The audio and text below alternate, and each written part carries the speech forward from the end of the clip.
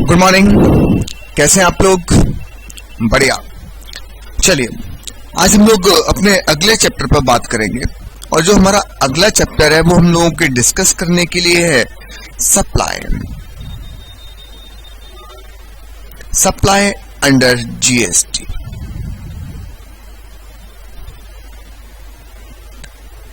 अब बात आती है कि यहाँ पर पहले की जो ये वर्ड सप्लाई है अंडर जीएसटी, तो इस वर्ड सप्लाई का मतलब क्या है?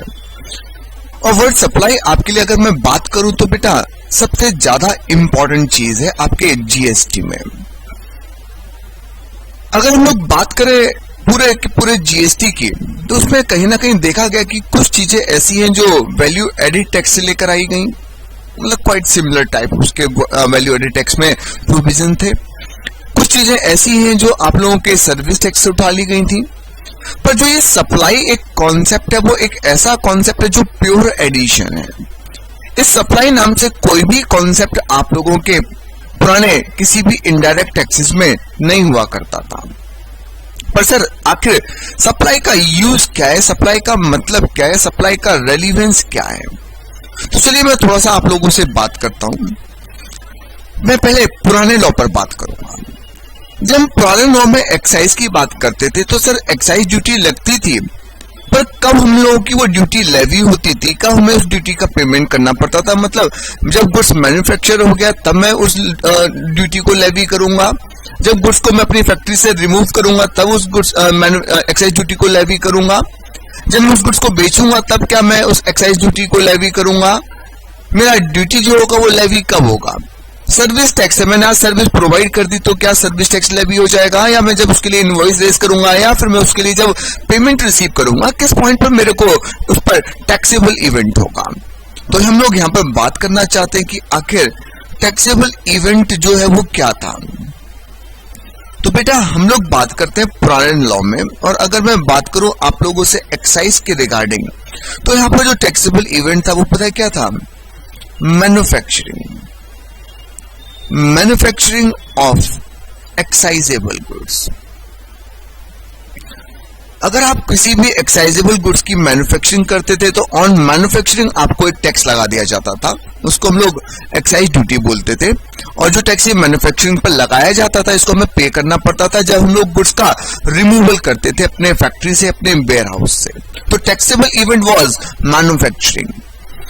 उसी तरीके से अगर मैं बेटा सेल्स टैक्स की बात करूं, चाहे फिर वो वैल्यू एडिड टैक्स हो, फिर चाहे वो आप लोगों का सेंट्रल सेल्स टैक्स हो, और यहाँ पर जो इसका टैक्सेबल इवेंट था वो क्या था? Sale of goods. जब भी आप किसी भी गुड्स की सेल करोगे तो क्या होगा? आपको सेल टैक्स लगाना पड़ेगा। और सेल टैक्स में जैसे सेल की जो डेफिनेशन होती थी वो ये होती थी कि अगर transfer of goods from one person to another for consideration. अब जैसे कंसिडरेशन जब आपका इन्वॉल्व होगा और अगर गुड्स का ट्रांसफर हो रहा है तो उसको सेल मानेंगे, तो वहां पे क्या लगेगा? सेल टैक्स लगेगा। इसका मतलब मैं अगर कोई आइटम गिफ्ट के तौर पर दे रहा हूं, सैंपल के तौर पर दे रहा हूं, तो वो मेरा क्या था? लायबल टू सेल टैक्स नहीं हुआ करता था, क्योंकि टैक्सेबल इवेंट क्या था? सेल। अब बात आती है सर्विस की, तो उन्होंने कहा कि सर्विस की केस में जब भी आप क्या करोगे? टैक्सेबल सर्विस प्रोवाइड करोगे तो आपको क्या होगा? उन टैक्सेबल सर्विसेज पर जीएसटी पे करना पड़ेगा। तो ये टैक्सेबल इवेंट था। पर अब बात ये आती है कि अब सर जी अब जब से जीएसटी आया तब से एक्साइज तो है ही नहीं, तब से सेल्स टैक्स तो है ही नहीं, तो अब ऐसे केस में अब जो एक्साइज था, सेल टैक्स था, वो जीएसटी में सब्ज्यूम्ड हो गया। तो मैं जब जीएसटी चार्ज करूंगा वो किस पॉइंट पर चार्ज करूं? क्या मैन्युफैक्चरिंग के टाइम पर हमारा जीएसटी लेवी होगा, या जब हम गुड्स को सेल करेंगे तब जाकर हमारा जीएसटी लेवी होगा? क्या अगर मैं किसी भी गुड्स को सैंपल के तौर पर डिस्ट्रीब्यूट कर देता हूं, गिफ्ट के तौर पर डिस्ट्रीब्यूट कर देता हूं, तो क्या मेरे को उस पर जीएसटी पे करना पड़ेगा? तो बेटा ये सब बातें हमें डिस्कस करनी है और वो हमें बात मालूम पड़ेगी कि आखिर जीएसटी में जो आपका टैक्सेबल इवेंट रखा गया वो जीएसटी में टैक्सेबल इवेंट क्या रखा गया। तो मैं अंडर जीएसटी बात करता हूं कि आपका जो टैक्सेबल इवेंट था वो बेटा क्या था। तो अगर अंडर जीएसटी बात करें तो अंडर जीएसटी जो आपका टैक्सेबल इवेंट है, अंडर जीएसटी जो आपका टैक्सेबल इवेंट है वो पता है क्या है? सप्लाई। और सप्लाई भी ऑफ गुड्स और सर्विस और बोथ। सप्लाई ऑफ गुड्स और सर्विस और बोथ। अगर आप सप्लाई करोगे गुड्स की, सप्लाई करोगे सर्विस की, या सप्लाई करोगे दोनों की, कई बार है ना होता है कि है ना आप लोगों की दोनों चीजों की सप्लाई इकट्ठा की जाती है। जैसे मैं ना कुछ दिन पहले अपनी गाड़ी की सर्विस कराने गया तो उसने मुझसे सर्विस चार्जेस भी ले लिया और उसने कहा कि सर आपकी गाड़ी में कुछ पार्ट्स भी पड़े हुए हैं, और उसने उन पार्ट्स के नाम पर भी अमाउंट ले लिया। तो फॉर बोथ दोनों चीजों की सप्लाई हुई, सर्विस की भी सप्लाई हुई, गुड्स की भी सप्लाई हुई। मैंने अपना मकान बनवाया, लैंड परचेज किया और मकान बनवाया। आप खुद से खड़े होकर बनवाने का तो टाइम नहीं है, हाँ, वरना आपको क्लास कौन देगा। तो जब मैंने अपना मकान बनवाया तो उसके लिए मैंने एक कॉन्ट्रैक्टर पकड़ा और मैंने उसको बोला कि भाई मैंने अपना मैप बनवा लिया है आर्किटेक्चर से, और ये जो मैप है ये मैं आपको हैंड ओवर कर रहा हूँ। इस मकान के जो नक्शा है उसके अकॉर्डिंग मुझे ना इस स्पेसिफिकेशन का सामान चाहिए और आप मेरे को बिल्डिंग बना कर दे दो। सामान भी आपका, लेबर भी आपकी। तो ऐसे केस में वो सप्लाई किसकी कर रहा है? दोनों चीजों की सप्लाई कर रहा है। उसको भले ही हम आगे डील करेंगे। तो कहीं ना कहीं गुड्स भी सप्लाई है, आपका सर्विस भी सप्लाई है। तो हम लोग बात करें टैक्सेबल इवेंट क्या होगा। तो taxable event supply of goods और सर्विस और बोथ। तो बेटा कई बार आपकी केवल गुड्स की सप्लाई होगी, कई बार सर्विस की होगी, कई बार दोनों चीजों की सप्लाई होगी, और जो भी आपकी सप्लाई होगी वही आपका क्या होगा? टैक्सेबल इवेंट होगा। अब यहाँ पर समझने वाली बातें तो मेरे हिसाब से अभी केवल 3 बातें समझने वाली हैं। वैसे जैसे जैसे हम लोग आगे बढ़ते रहेंगे वैसे क्या होगा, बहुत सारी बातें यहाँ पर निकल कर आती रहेंगी। तो पहली बात यहाँ पर ये समझने वाली है कि टैक्स कब लगेगा? जब सप्लाई होगी, और सप्लाई भी किसकी होनी चाहिए? गुड्स की और सर्विस की। चलो मैं बोलता हूं कि सप्लाई का मीनिंग क्या है, मैं आपको सप्लाई का मीनिंग समझा दूंगा।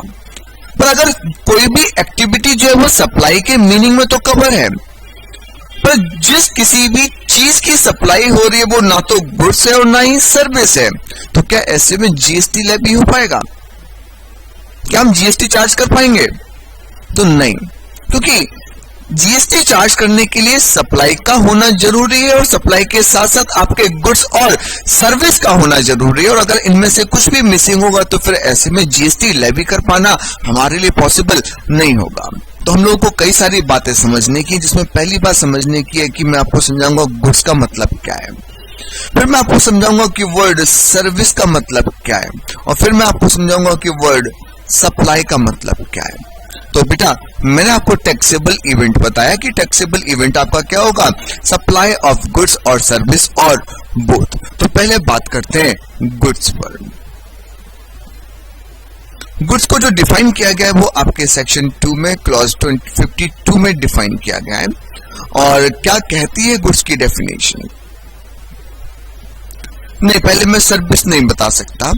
सर्विस की कह रहे पहले सर्विस क्यों नहीं बता रहे? तो बेटा सर्विस देखो, पहली बात ये मेरी क्लास मेरी मर्जी, मैं जो चाहूं वो पहले बताऊं, जो चाहूं बाद में बताऊं, ठीक है। दूसरी बात, अगर मैं आपकी बात भी मान लेता हूं कि चलो मेरी क्लास है पर क्लास तो आप लोगों से है, तो चलो आपकी बात मान लेता हूं और मैं आपकी बात को लेकर चलूं, तो सर्विस का मतलब बताओ, तो मैं सर्विस का मतलब बता देता हूं और वहां पर पता है कि लिखा है एनीथिंग अदर देन गुड्स। कोई भी चीज जो गुड्स नहीं है वो क्या है? सर्विस है। लो अब बताओ क्या कर लोगे? तो जब तक गुड्स नहीं पता होगा तब तक सर्विस की डेफिनेशन मालूम नहीं होने वाली है ना। तो इसलिए पहले गुड्स को लेकर चलो। मैं एक परफेक्ट सीक्वेंस में काम कराकर चलूंगा, जो मेरे हिसाब से एक परफेक्ट सीक्वेंस रहेगा, जिसके मतलब आप किसी भी चीज में पहुंचोगे तो आपके रिगार्डिंग वहां पर कोई क्वेरी नहीं रहेगी कि यार ये चीज का मतलब क्या होता है, ये तो उन्होंने बताया ही नहीं और है ना ये प्रोविजन में ले आए। तो इसलिए मैं थोड़ा सा प्रिकॉशन लेकर चल रहा हूं। पहले गुड्स के बारे में डिस्कशन करते हैं। जब गुड्स की बात करते हैं तो गुड्स के रिगार्डिंग उन्होंने एक सिंपल सी बात की कि गुड्स का मतलब होगा every kind of movable property. Every kind of movable property, इतने को समझने की कोशिश करते हैं। Every kind of movable property, इसका मतलब केवल मूवेबल प्रॉपर्टी ही क्या हो सकती है? गुड्स हो सकती है। केवल मूवेबल प्रॉपर्टी ही क्या हो सकती है? गुड्स हो सकती है। अगर कोई भी प्रॉपर्टी इमूवेबल नेचर की है तो क्या वो गुड्स की डेफिनेशन में आ सकती है? तो बेटा बिल्कुल भी नहीं। तो every kind of movable property, एक कंक्लूजन का निकला एवरी काइंड, ठीक है। दूसरी बात इन्होंने एक यहां पर बात करी कि every kind of movable property but not include other than, और अदर देन दो चीजों को उन्होंने अदर देन किया, money and securities. Money and securities, ठीक है। अब जरा मैं यहां पर रुकूंगा और मैं यहां से थोड़ा सा अलग दायरे पर शिफ्ट होना चाहूंगा। जब पहले हम लोग अगर सेल टैक्स की बात करें, वैल्यू एडेड टैक्स की बात करें, आपके सेंट्रल सेल्स टैक्स की बात करें, तो वहां पर भी सेल ऑफ गुड्स पर क्या होता था, जीएसटी लगता था। और वहां पर भी आपके गुड्स की डेफिनेशन दी गई थी। और जब वहां पर गुड्स की डेफिनेशन दी गई थी तो वहां पर लिखा हुआ था आप लोगों का every kind of movable property other than newspaper, actionable claim, money and securities. Newspaper हटाए हुए थे, एक्शनेबल क्लेम हटाया हुआ था और आप लोगों का मनी एंड सिक्योरिटीज हटाया हुआ था। पर जब यहां पर हम लोग बात करें तो यहां पर हम लोग बात कर रहे हैं केवल every kind of movable property other than, every kind of movable property other than money and securities. मैंने यहां पर एक्शनेबल क्लेम को एक्सक्लूड नहीं किया। और एक्शनेबल क्लेम को एक्सक्लूड क्यों नहीं किया, उसके पीछे कारण है, रीजन है, उसको समझने की कोशिश करते हैं। आप अगर सेल्स ऑफ गुड्स एक्ट उठाकर देखेंगे, जब आप लोग सीपीटी में थे, फाउंडेशन में थे, तो वहां पर भी आप लोगों को जो सेल्स ऑफ गुड्स एक्ट में गुड्स की डेफिनेशन बताई गई थी, वहां पर भी लिखा था कि every kind of movable property other than actionable claim, money and securities.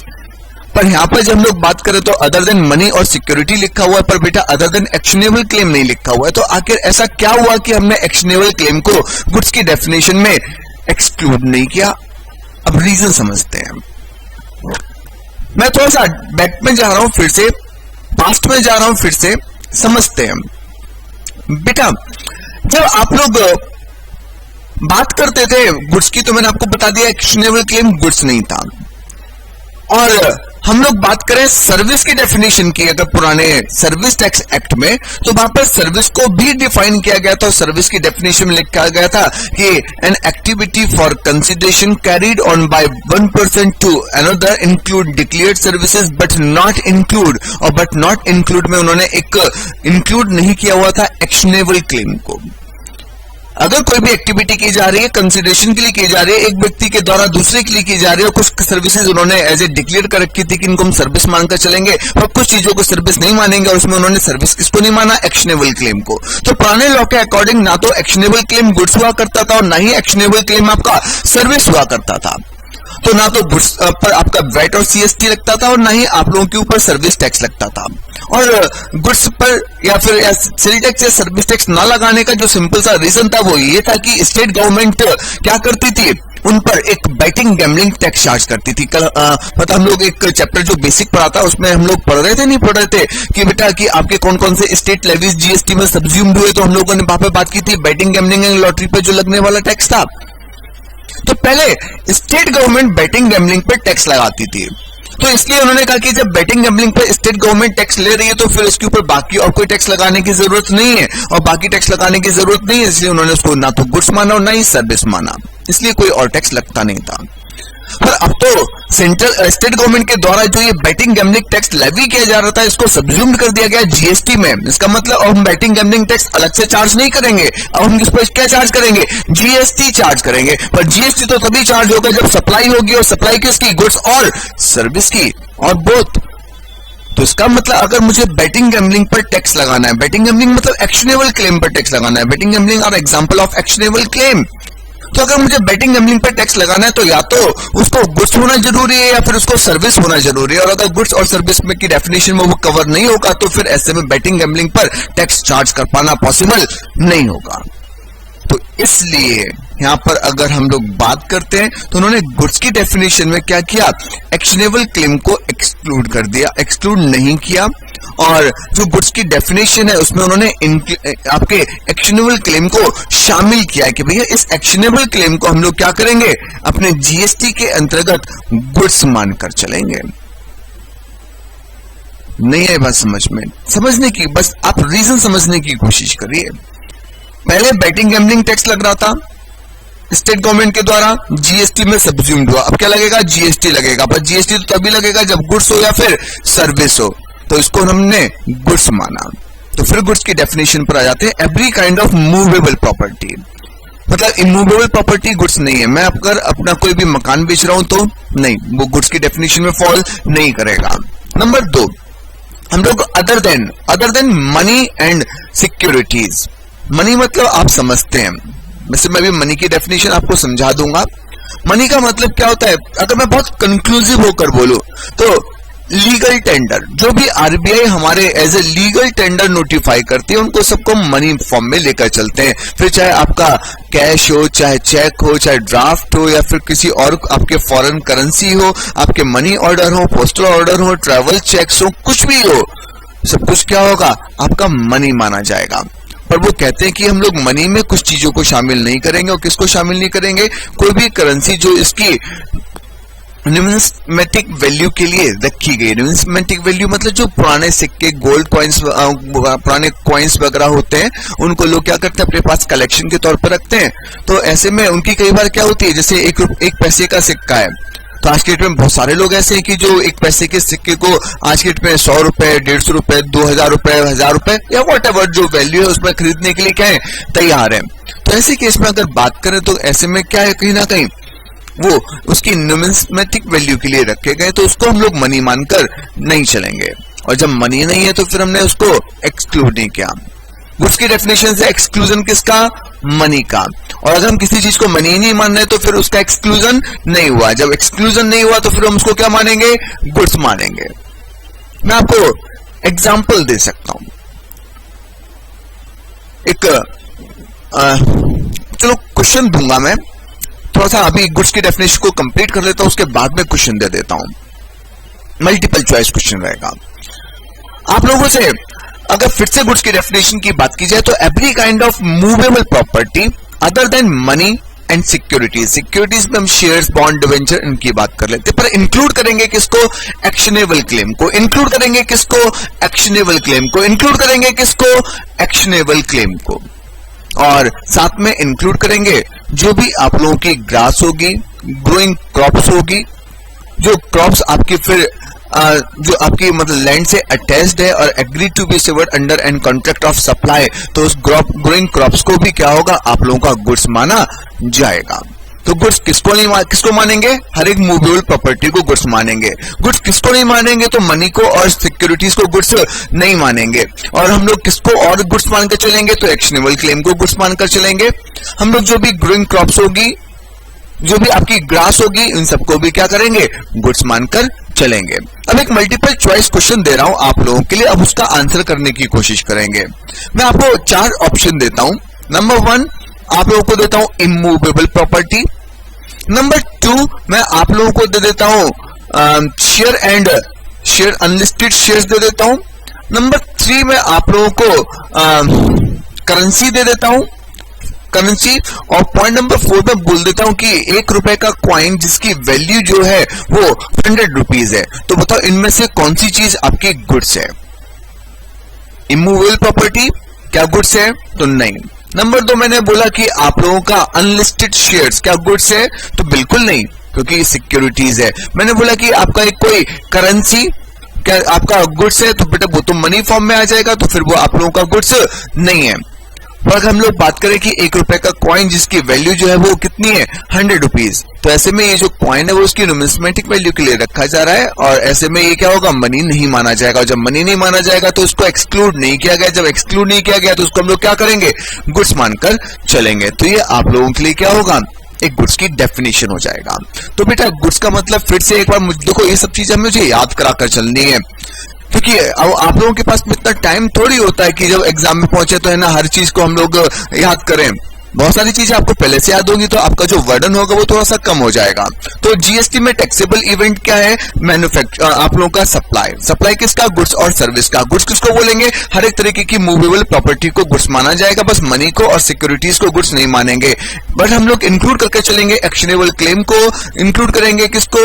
बेटा जो भी बच्चे पेन ड्राइव मोड में क्लासेस को देख रहे हैं, जब भी मैं रिवाइज कराता हूं तो प्लीज आप भी है ना उसको रिवाइज करने की कोशिश कीजिए। जितना ज्यादा आप रिवाइज करेंगे उतना ज्यादा ये सब चीजें आप लोगों को याद हो जाएंगी। तो प्लीज आप लोग जो फेस टू फेस में मेरे साथ में बैठे हुए हैं वो बेटा मेरे साथ में क्या करें? रिवाइज करते हुए चलें, ठीक है। तो हम लोग इंक्लूड करेंगे एक्शनेबल क्लेम को, हम इंक्लूड करेंगे ग्रास को, हम इंक्लूड करेंगे ग्रोइंग क्रॉप्स को। कोई दिक्कत नहीं। मनी में हम लोग क्या करेंगे? मनी की डेफिनेशन तो जितने भी लीगल टेंडर होंगे भाई आरबीआई सबको क्या होगा? आप लोगों का मनी माना जाएगा। पर अगर कोई भी कॉइन्स वगैरह रखे होंगे, कोई भी करेंसी रखी हो गई होगी इसकी न्यूमिस्मेटिक वैल्यू के लिए, तो उसको हम लोग क्या करेंगे? आपका मनी मानकर नहीं चलेंगे। जैसे याद हो कि आप लोगों को कुछ टाइम पहले है ना क्रिप्टो करेंसीज का बहुत मतलब एक दौर चला था।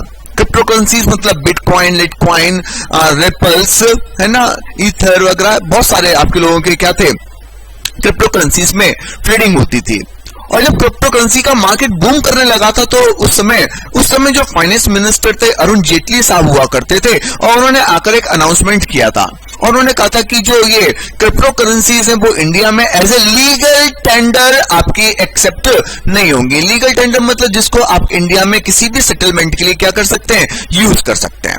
तो अरुण जेटली साहब का कहना था, उस समय अनाउंसमेंट आया एज ए फाइनेंस मिनिस्टर की जो भी आपके क्रिप्टो करेंसीज हैं वो as a legal tender India में एक्सेप्ट नहीं किए जाएंगे। और जब एज ए लीगल टेंडर उनको एक्सेप्ट करने की बात नहीं की गई तो फिर ऐसे में क्या वो मनी में इंक्लूड होगा? बिल्कुल भी नहीं, वो मनी नहीं माना जाएगा, वो मनी नहीं माना जाएगा। तो हर चीज का एक दौर आता है। आज की डेट में देखो इंडिया में कोई भी क्रिप्टो करेंसीज को नहीं पूछ रहा। एक टाइम था जब क्रिप्टो करेंसीज में आपका जो बिटकॉइन था वो नियर अबाउट शायद 13-14 लाख रुपए का एक बिटकॉइन पहुंच गया था। आज की डेट में शायद 3-4 लाख रुपए का होगा, है ना। तो खैर वो दौर चलता है, तो हम लोग खैर बात कर रहे हैं वो एक लीगल टेंडर नहीं था। लीगल टेंडर नहीं था इसका मतलब वो मनी फॉर्म में शामिल नहीं था। चलो ठीक है, तो मैं अब आपको थोड़ा सा डेफिनेशन दिखाता हूं, उसके बाद में हम अगली बात पे चल जाएंगे। हम लोगों ने बात की कि सप्लाई का चैप्टर है हमारा। टैक्सेबल इवेंट क्या है? तो टैक्सेबल इवेंट क्या है आपका? सप्लाई ऑफ गुड्स और सर्विस और बोथ। अब हमारी बात आई गुड्स की, तो गुड्स का मतलब क्या होगा? तो गुड्स का मतलब क्या होगा? हर एक तरीके की केवल मूवेबल प्रॉपर्टी, पर कुछ चीजों को हम लोग शामिल नहीं करेंगे। किसको शामिल नहीं करेंगे? मनी को और सिक्योरिटीज को। पर हम कुछ चीजों को इंक्लूड करेंगे, एक्शनेबल क्लेम को, ग्रीन क्रॉप्स को और ग्रास को, और थिंग्स अटैच्ड टू और forming part of the land which are agree to be severed before supply और under and contract of supply, उसको गुड्स माना जाएगा। उसके नीचे मनी की डेफिनेशन लिखी है, मैंने आपको समझा दिया कि मनी मींस कोई भी इंडियन लीगल टेंडर हो, फॉरेन करेंसी हो, चेक हो, आपका प्रोमिसरी नोट्स हो, बिल ऑफ एक्सचेंज हो, लेटर ऑफ क्रेडिट हो, ड्राफ्ट हो, पे ऑर्डर हो, ट्रेवल चेक हो, कुछ भी हो जो आरबीआई के द्वारा क्या है, यानी कोई अदर इंस्ट्रूमेंट जो आरबीआई के द्वारा कंसिडरेशन के तौर पर किसी भी सेटल को, किसी भी ऑब्लिगेशन को सेटल करने के लिए यूज किए जा रहे हैं, उसको हम लोग क्या करेंगे? आपका मनी मानकर चलेंगे। बट शैल नॉट इंक्लूड नहीं करेंगे तो किसको? कोई भी करेंसी जो हेल्ड की गई है इसकी इन्वेस्टमेंटिक वैल्यू के लिए, तो ऐसे में इसको मनी नहीं माना जाएगा। एक्शनेबल क्लेम मतलब जो भी आप लोगों के डेप्ट अदर देन सिक्योर्ड, जिसको आप लोग क्लेम मतलब जो भी आप लोग जिन पर अपना कोई क्लेम कर सकते हो तो वो आपके एक्शनेबल क्लेम में आ जाएगा। तो ये आप लोगों का गुड्स का डेफिनेशन हुआ। अब बात आती है किसकी? सर्विस की। और सर्विस की डेफिनेशन इन्होंने लिखी, पहले मैं थोड़ी सी बात बोलूंगा केवल। और जब हम लोग बात करते हैं सर्विस की डेफिनेशन की, तो सर्विस की डेफिनेशन बोली गई anything other than goods. Anything other than goods, कोई भी चीज जो बस गुड्स नहीं है वो क्या है? सर्विस है। इसके आगे भी लिखा हुआ पर मैं यहीं पर रुक जाता हूं। देखो अगर इतनी ही डेफिनेशन बना दी जाए कि anything other than goods, anything other than goods, हम उसको क्या मानेंगे? सर्विस मानेंगे, तो एक ब्लेंडर हो जाएगा। मनी और सिक्योरिटीज भी कहीं ना कहीं क्या आ जाएंगी? आप लोगों के सर्विस की डेफिनेशन में फॉलो हो जाएंगी, क्योंकि मनी और सिक्योरिटीज को हम लोग गुड्स नहीं मानते और जो गुड्स नहीं है वो सब क्या है? सर्विस। तो ऐसे में क्या मनी और सिक्योरिटीज को सर्विस माना, आपके सर्विस माना जाए? तो नहीं, हम मनी और सिक्योरिटीज पर टैक्स चार्ज करना नहीं चाहते। और अगर हम लोग बात करें तो ऐसे में इसलिए हमने सर्विस की डेफिनेशन को थोड़ा सा और आगे एक्सटेंड किया हुआ है और बोला कि anything other than goods, money and securities, कोई भी चीज जो गुड्स नहीं है, मनी नहीं है और सिक्योरिटीज नहीं है, तो ऐसे में उसको हम लोग सर्विस मानकर चलेंगे। अब जब इतनी डेफिनेशन बनी तो कहीं ना कहीं इस डेफिनेशन को लेकर फिर से कॉन्ट्राडिक्शन होना शुरू हो गया। और कॉन्ट्राडिक्शन कैसा शुरू हुआ? किन एक्टिविटीज को लेकर शुरू हुआ? तो उन एक्टिविटीज के क्लैरिफिकेशन पर हम लोगों ने फिर से डेफिनेशन को कुछ आगे बढ़ाया है। देखो होता क्या है कि जैसे आप मेरे से कुछ आज पैसे उधार ले लो, आप मेरे से कुछ मनी बोरो कर लो, कुछ पैसे मुझसे उधार ले लो, तो ऐसे में जब आप मुझसे पैसे उधार ले लोगे तो मैं आपको फ्री में दे दूंगा? तो नहीं, मैं आपसे इंटरेस्ट चार्ज करूंगा। हम बैंक से जाकर लोन लेते हैं, हम फाइनेंशियल इंस्टीट्यूशन से जाकर लोन लेते हैं, और वो भी बैंक फाइनेंशियल इंस्टीट्यूशन हमें लोन देने के बदले इंटरेस्ट चार्ज करते हैं। हम किसी बैंक का क्रेडिट कार्ड ले लेते हैं, उन क्रेडिट कार्ड से अपने जो भी खर्चे होते हैं उनको करते रहते हैं, और जब ड्यू डेट आती है तो क्रेडिट कार्ड का पेमेंट कर देते हैं। टाइम से पेमेंट नहीं कर पाते तो बैंक वाले हमसे इंटरेस्ट चार्ज कर रहे हैं। तो ऐसे में जो ये इंटरेस्ट है, देखो ट्रांजैक्शन तो किस में हुआ, बैंक के साथ में मेरा मनी में हुआ। मैंने लोन लिया मतलब उन्होंने मुझे मनी दिया, पर इसके बदले मैंने उनको इंटरेस्ट दिया। तो केवल ये ट्रांजैक्शन इन मनी नहीं है, उसके ऊपर आप लोगों को कहीं ना कहीं यूज ऑफ मनी के लिए इंटरेस्ट भी मिल रहा है। जैसे एक कोई ब्रोकर है जो सिक्योरिटी, आपको ये तो पता होगा ना कि बेटा हम लोग अगर स्टॉक मार्केट में जो शेयर्स को खरीद बेच करते हैं वो सीधे नहीं करते, किसी डीमैट अकाउंट के माध्यम से करते हैं। और डीमैट अकाउंट आज की डेट में क्या है, बहुत सारे एजेंट्स हमें प्रोवाइड करा रहे हैं। आपने शेर खान का नाम सुना होगा, आप लोगों ने रेलीगेयर का नाम सुना होगा, एंजल ब्रोकिंग का नाम सुना होगा, इंडिया बुल्स का नाम सुना होगा, आईसीआईसी दे रहा है आप लोगों को, कोटक दे रहा है। बहुत सारे लोग हैं जो आप लोगों को डीमैट अकाउंट खोलने की सर्विसेज प्रोवाइड करते हैं। और ऐसे में ये जो आपको प्लेटफॉर्म देते हैं डीमैट अकाउंट खुलवाकर, उस पर ये ब्रोकरेज चार्ज करते हैं। तो ऐसे में ट्रांजैक्शन तो किस में हो रहा है, सिक्योरिटीज में, और उस पर वो चार्ज कर रहे हैं ब्रोकरेज। तो ऐसे में क्या वो लोग जीएसटी चार्ज करेंगे या नहीं करेंगे? मतलब मनी और सिक्योरिटी से रिलेटेड जो भी काम है सब कुछ क्या हमारा गुड्स और सर्विस नहीं माना जाएगा? तो उन्होंने कहा कि नहीं। तो सर्विस की डेफिनेशन में उन्होंने कहा कि anything other than goods, money and securities. कोई भी चीज जो गुड्स नहीं है, मनी नहीं है, सिक्योरिटी नहीं है, क्या है? सर्विस है। मैं आप लोगों को कोचिंग दे रहा हूं तो क्या ये गुड्स है? नहीं। नहीं। क्या ये मनी है? नहीं। हाँ, मनी इन्वॉल्व हो, एक अलग बात है। ये मनी नहीं है, ये सिक्योरिटी नहीं है, पर इसको हम लोग क्या मानेंगे? सर्विस मानेंगे। पर उन्होंने कहा कि हम लोग इंक्लूड करेंगे ट्रांजैक्शन जो आप लोगों की रिलेटेड होंगी यूज ऑफ मनी से एंड इट्स कन्वर्जन।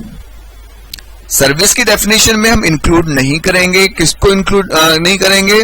मनी को, गुड्स को, मनी को और सिक्योरिटीज को, बट इंक्लूड कर चलेंगे किसको? कोई भी ट्रांजैक्शन अगर आप लोग कर रहे हो और वो ट्रांजैक्शन क्या है, यूज ऑफ मनी के संबंध में है, मतलब मैंने पैसा उधार दिया, उसके ऊपर कोई कंसिडरेशन चार्ज किया, और इट्स कन्वर्जन, और इट्स कन्वर्जन। जैसे आपने देखा होगा कि आप सपोज सीए बन गए और आप घूमने जाना चाहते हो, और आप सपोज यूएसए जाना चाहते हो, और यूएसए में अब रुपया तो चलेगा नहीं, वहां पर तो उस देश की करेंसी चलेगी। तो उस देश की जो करेंसी है वो है डॉलर।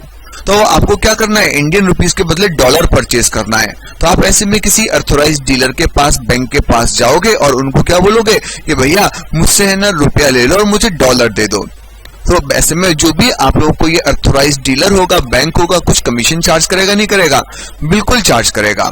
तो activity related to its conversion, तो ये जो बैंक आपका या फिर जो अथॉराइज्ड डीलर है आपका मुझसे अमाउंट चार्ज कर रहा है वो क्या होगा? सर्विस माना जाएगा। और एक बात उन्होंने और कह दी कि जो भी आप लोगों को सर्विस दी जा रही है by facilitating transaction in securities, तो वो भी आपकी क्या होंगी? सर्विस मानी जाएंगी। तो सर्विस की डेफिनेशन देखते हैं कि सर्विस की जो डेफिनेशन है वो क्या कहती है। Service means anything other than goods, money and securities but includes, but हम इंक्लूड करके चलेंगे।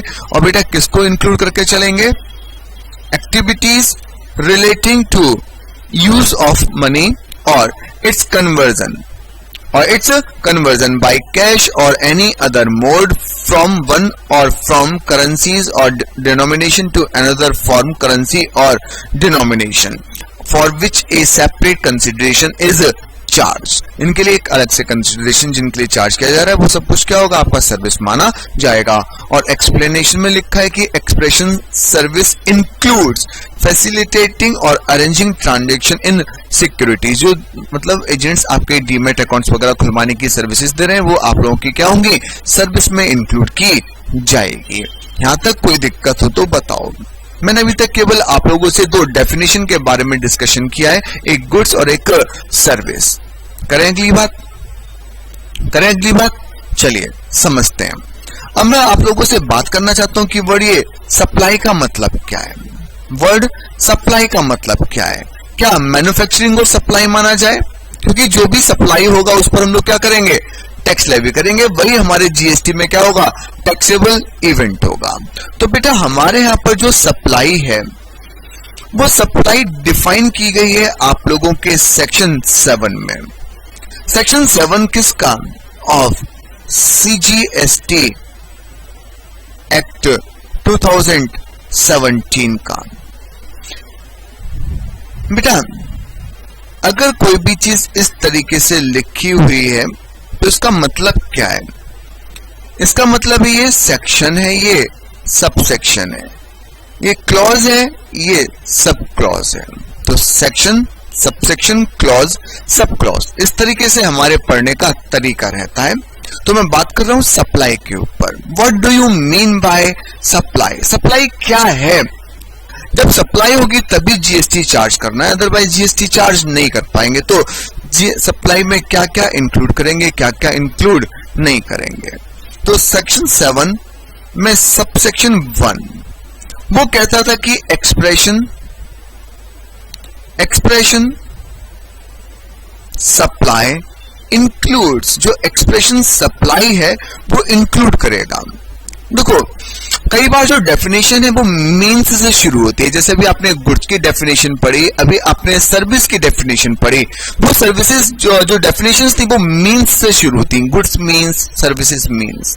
पर जब यहां पर डेफिनेशन शुरू हो रही है तो यहां पर लिखा है कि expression supply includes, expression supply includes. तो ये मीन्स और जो ये वर्ड एक्सक्लूड इंक्लूड्स आ रहा है, क्या जहां पर भी लॉ मेकर का मन होता है तो क्या वो वहीं पर अपनी मन मर्जी से जहां मन हो वो मीन्स लगा देता है, जहां पर मन हो वहां इंक्लूड्स लगा देता है, या फिर रीजंस है या इनका कुछ मीनिंग है? तो बेटा वैसे तो आप लोग लॉ के स्टूडेंट हो, आपने खूब सारे लॉ पढ़े हुए हैं, तो अगर मैं बात करूं तो आपको वैसे तो मीनिंग क्लियर होना चाहिए। पर अगर मीनिंग क्लियर नहीं भी है तो भी मैं आपको उसको बता देता हूं। मैं तो मानकर चलता हूं कि मेरी क्लास में बैठे बच्चों को भी कोई जानकारी नहीं है टेक्स्ट में लिखे हुए एक भी वर्ड के संबंध में, तो उसको मैं इसलिए यहां पर एक्सप्लेन करता हुआ चलूंगा। तो मीन्स का मतलब होता है एक एग्जॉस्टिव डेफिनेशन। एग्जॉस्टिव डेफिनेशन मतलब जो कुछ नीचे लिखा हुआ है वही केवल इस डेफिनेशन में शामिल किया जाएगा, इसके अलावा हम कुछ भी शामिल नहीं करेंगे अगर डेफिनेशन मीन्स से शुरू हुई है। और जब वो डेफिनेशन इंक्लूड से शुरू होती है तो उस इंक्लूड का मतलब होता है कि जो नीचे लिखा हुआ है वो तो आप लोगों का डेफिनेशन में कवर है ही है, इसके अलावा भी हम और चीजों को क्या कर सकते हैं, यहां पर शामिल कर सकते हैं, एक इंक्लूसिव डेफिनेशन। तो एक्सप्रेशन सप्लाई इंक्लूड्स। तो सेक्शन 7 सबसेक्शन 1, और सबसेक्शन 1 में क्लॉज ए, बी और सी, इन्होंने 3 क्लॉजेस आपको बनाकर दे दिए और इन 3 क्लॉज में कुछ कुछ बातें लिख दी और कहा कि ये सब चीजें क्या होंगी, आप लोगों की सप्लाई मानी जाएंगी। अब बात आती कि क्लॉज ए में क्या लिखा है, क्लॉज बी में क्या लिखा है, क्लॉज सी में क्या लिखा है। तो लेट्स स्टार्ट की क्लॉज ए बी सी में क्या लिखा है, क्या नहीं लिखा है। करें शुरू? यस साहब, चलिए शुरू करते हैं। क्लॉज ए पर आ जाता हूं। अगर मैं क्लॉज ए की बात करूं तो बेटा मैं तो एक सिंपल सी बात कहना चाहूंगा कि हर एक चीज जो भी आप लोग जिस किसी भी तरीके से अपने गुड्स की सर्विस की सप्लाई कर रहे हो, किसी भी तरीके से, वो सब कुछ क्या है, सप्लाई है। आप क्या कर सकते हो, आप गुड्स को बेच सकते हो, सेल कर सकते हो। मैं एक गुड्स के बदले में क्या कर सकता हूं, दूसरे गुड को एक्सचेंज कर सकता हूं। जैसे आप लोग देखते होंगे कि फ्लिपकार्ट, अमेजॉन, इन पर आपकी एक ऑनलाइन कई बार सेल आती है, और सेल में जब आती है तो आप लोग देखते होंगे खासतौर से मोबाइल फोन के केसेस में कि आप पुराना फोन दो, साथ में कुछ पैसे दो, हम आपको क्या करेंगे, चमचमाता न्यू फोन दे देंगे। तो ऐसे में क्या हुआ, एक्सचेंज हुआ कि मैंने पुराना फोन क्या कर दिया, नए फोन के बदले में एक्सचेंज कर दिया। तो ऐसे में क्या ये सप्लाई है, नहीं है? उन्होंने कहा कि बिल्कुल, किसी भी तरीके से अगर आप गुड्स को, सर्विसेज को एक दूसरे व्यक्ति को प्रोवाइड करा रहे हो तो वो सब कुछ क्या होगा, आप लोगों का सप्लाई माना जाएगा। सर्विस की बात है, मैं क्या कर सकता हूं, मैं अपनी, जैसे मेरे पास कोई प्रॉपर्टी है तो मैं उसको रेंट पर दे सकता हूं, मेरे पास में बिल्डिंग है रेंट पर दे सकता हूं, मेरे पास में गुड्स है रेंट पर दे सकता हूं, हम थोड़ा लंबे पीरियड के लिए दे देते हैं तो लीज पर दे सकता हूं। किसी भी चीज के रिगार्डिंग मैं उसको लाइसेंस टू यूज दे सकता हूं। कोई मैंने पेटेंट है, पेटेंट को मैंने क्या कर दिया, उसके जो लाइसेंस थे वो आपको ट्रांसफर कर दिए कि आप इसको यूज करना चाहो तो आप इसको क्या कर सकते हो, यूज कर सकते हो। हाँ या ना? तो बेटा आप किसी भी तरीके से सप्लाई करो, चाहे सेल करो चाहे एक्सचेंज करो, या फिर बार्टर करो। रुकता हूं यहां पर। एक वर्ड बोला मैंने सेल करो। सेल तो आप लोग समझते हो कि भाई मैंने कोई भी गुड्स था, वो उसका टाइटल जो था भी मेरे पास था, ऑनरशिप जो थी वो मेरे पास थी, अब वो ऑनरशिप मैंने आपको ट्रांसफर कर दी, आपको बेच दिया, उसके बदले आपने मुझे कुछ पैसे दे दिए, क्या है सेल। एक्सचेंज मतलब मैंने आपको एग्जांपल दे दिया कि पुराने फोन के बदले मैंने नया फोन आप लोगों को दे दिया, तो ऐसे में क्या हुआ, मैंने क्या कर लिया, एक्सचेंज किया। नंबर 3, अगर मैं आप लोगों से बात करूं तो बेटा मैंने बोला बार्टर सिस्टम। तो अब बार्टर सिस्टम में और एक्सचेंज में अंतर क्या है, क्योंकि बार्टर सिस्टम में भी आप लोग समझते हो कि एक के बदले दूसरी चीज का हम लोग लेन देन करते हैं। तो आखिर एक्सचेंज और बार्टर में अंतर क्या है। तो बेटा एक्सचेंज में जब हम लोग बात करते हैं तो जनरली जो सेम काइंड ऑफ कमोडिटी होती है उसके अदला बदली की बात करते हैं, पर जब बार्टर की बात करते हैं तो बार्टर सिस्टम में ऐसा नहीं कि सेम काइंड ऑफ कमोडिटी को ही एक एक्सचेंज किया जाए, बल्कि वहां पर जो एक्सचेंज रहता है वो आप लोगों के, या जो भी अदला बदली रहती है वो आप लोगों के डिफरेंट गुड्स की, सर्विसेज की किसी दूसरे गुड्स और सर्विस से हो सकती है। जैसे अगर सपोज करो कि मैंने अपने किसी क्लाइंट का ऑडिट किया और उसके पास में पैसे नहीं है, तो वो मुझे बोलता है कि सर मेरा है ना घड़ियों का शोरूम है, आप मुझसे ऐसा करो ना, जितना भी ऑडिट फीस है उसके इक्वल नियर अबाउट की कोई आप मुझसे वॉच परचेज कर लो।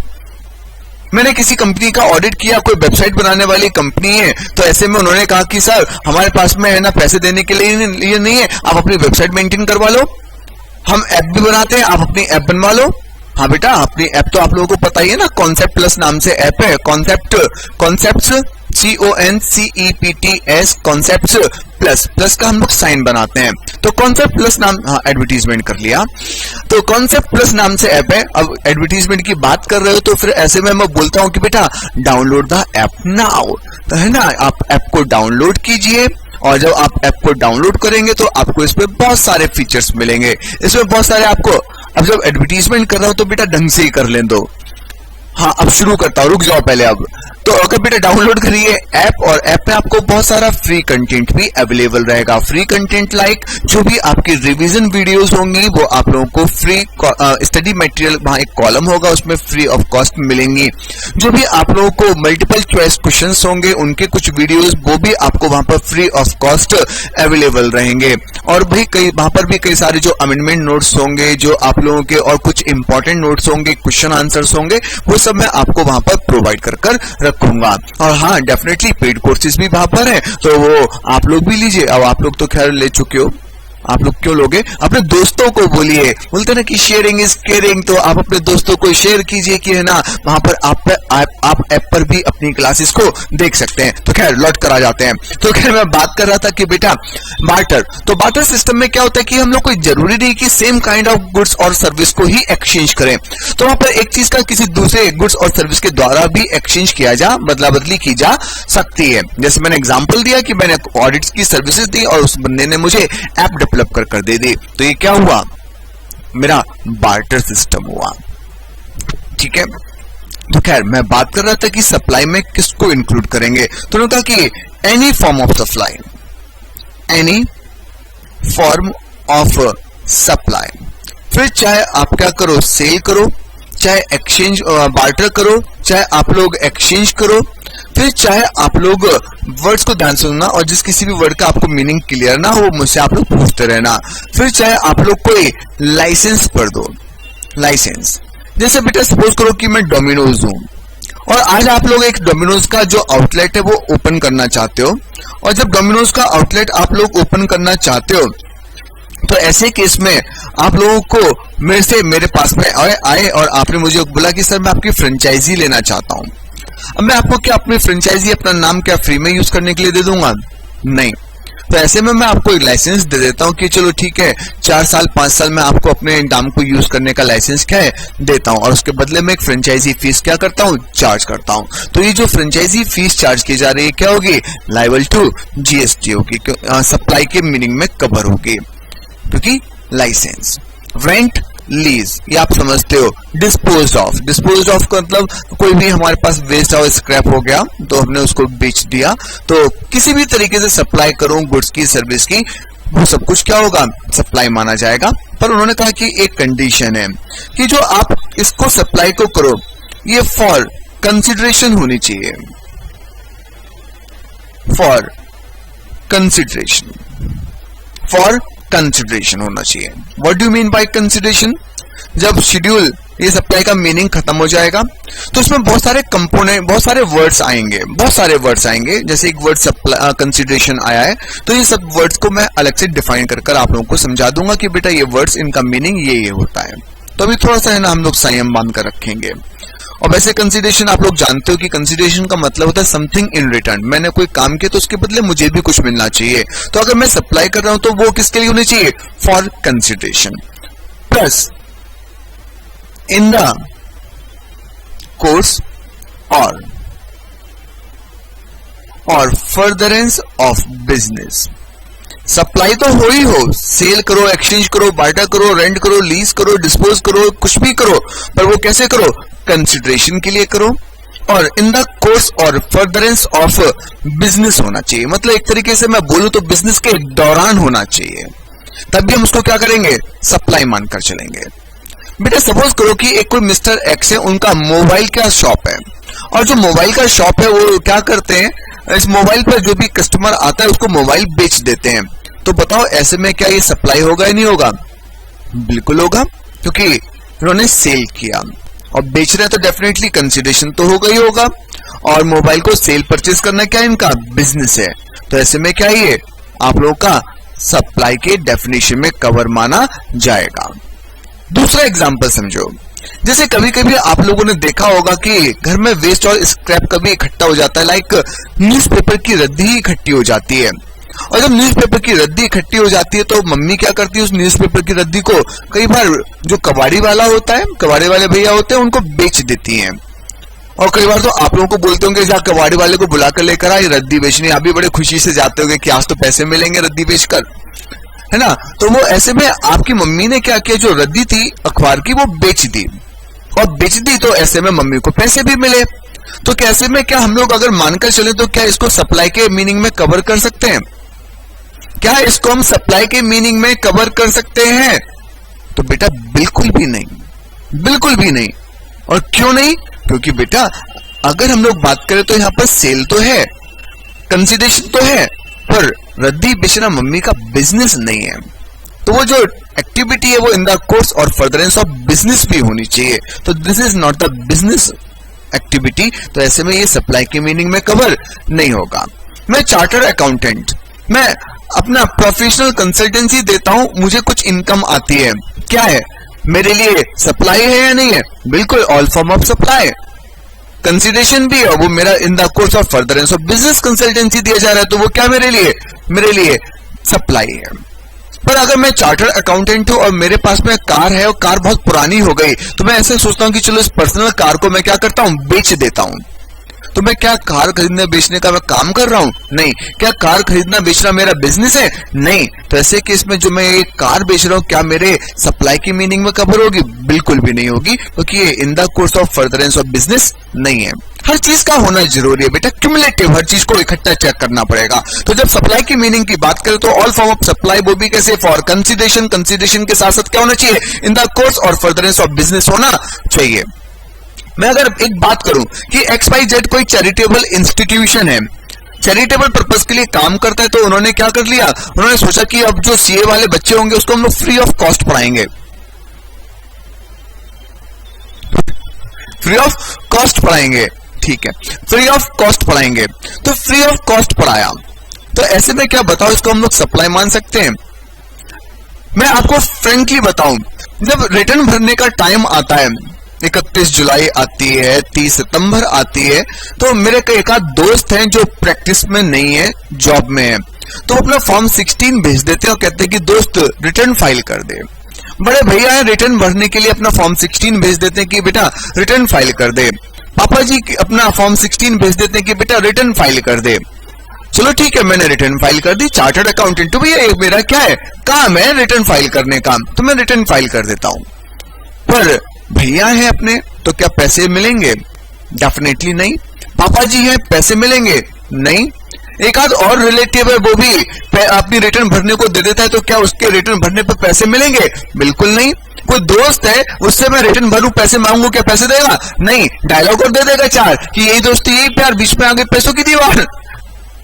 तो बेटा ऐसे में मैंने रिटर्न भरी, मेरा बिजनेस है, पर मुझे कंसिडरेशन नहीं मिला, फ्री ऑफ कॉस्ट मैंने क्या कर दी, सर्विसेज दे दी। तो बताओ क्या ऐसे में ये मेरे सप्लाई की मीनिंग में कवर होगा? तो नहीं, सप्लाई तो है, ऑल फॉर्म ऑफ सप्लाई, पर यहां पर हम लोगों को कंसिडरेशन नहीं मिला। बिजनेस में तो है पर कंसिडरेशन नहीं मिला, तो ऐसे में फिर इसको हम लोग अपने यहां पर सप्लाई मानकर नहीं चलेंगे। तो बेटा section 7 clause 1 section 7 subsection 1 clause A के अकॉर्डिंग अगर बात करें तो सप्लाई किसी भी तरीके से करो, चाहे सेल करो, आप एक्सचेंज करो, ट्रांसफर करो, वाटर करो, रेंट, लाइसेंस, लीज, डिस्पोजल, कुछ भी करो, पर कंसिडरेशन भी होना चाहिए, प्लस इन द कोर्स और फर्दरेंस ऑफ बिजनेस होना चाहिए। और अगर कोई भी चीज मिसिंग होगी तो फिर ऐसे में उसको हम लोग सप्लाई मानकर नहीं चलेंगे। मैंने आपको कई सारे एग्जांपल दे दिए। पॉइंट नंबर बी पर आ जाते हैं। पॉइंट नंबर बी पर आ जाते हैं और पॉइंट नंबर बी जो बात करता है वो इंपोर्ट ऑफ सर्विस के रिगार्डिंग बात करता है। किसके रिगार्डिंग? इंपोर्ट ऑफ सर्विस के रिगार्डिंग बात करता है। अब इंपोर्ट ऑफ सर्विस को भी क्या होता है, आपका सप्लाई माना जाता है। पहले हम लोग मीनिंग क्लियर करते हैं कि what do mean by import of service, और इसको हम लोग सप्लाई कब मानकर चलेंगे तो वो मैं इसके आगे के नियम में आप लोगों को बता दूंगा। तो चलिए समझते हैं, फोकस करते हैं मेरी बात पर। इंपोर्ट ऑफ सर्विस, इंपोर्ट का मतलब समझते हो क्या होता है? ठीक है, इंपोर्ट का मतलब कोई व्यक्ति जो इंडिया में है वो अगर इंडिया के बाहर से किसी भी गुड्स को और सर्विस को प्रोक्योर करता है, परचेज करता है, इंडिया लेकर आता है, तो ऐसे में उसको हम लोग क्या बोलते हैं? इंपोर्ट बोलते हैं। और हम यहां पर बात करें किसकी? इंपोर्ट ऑफ सर्विस की।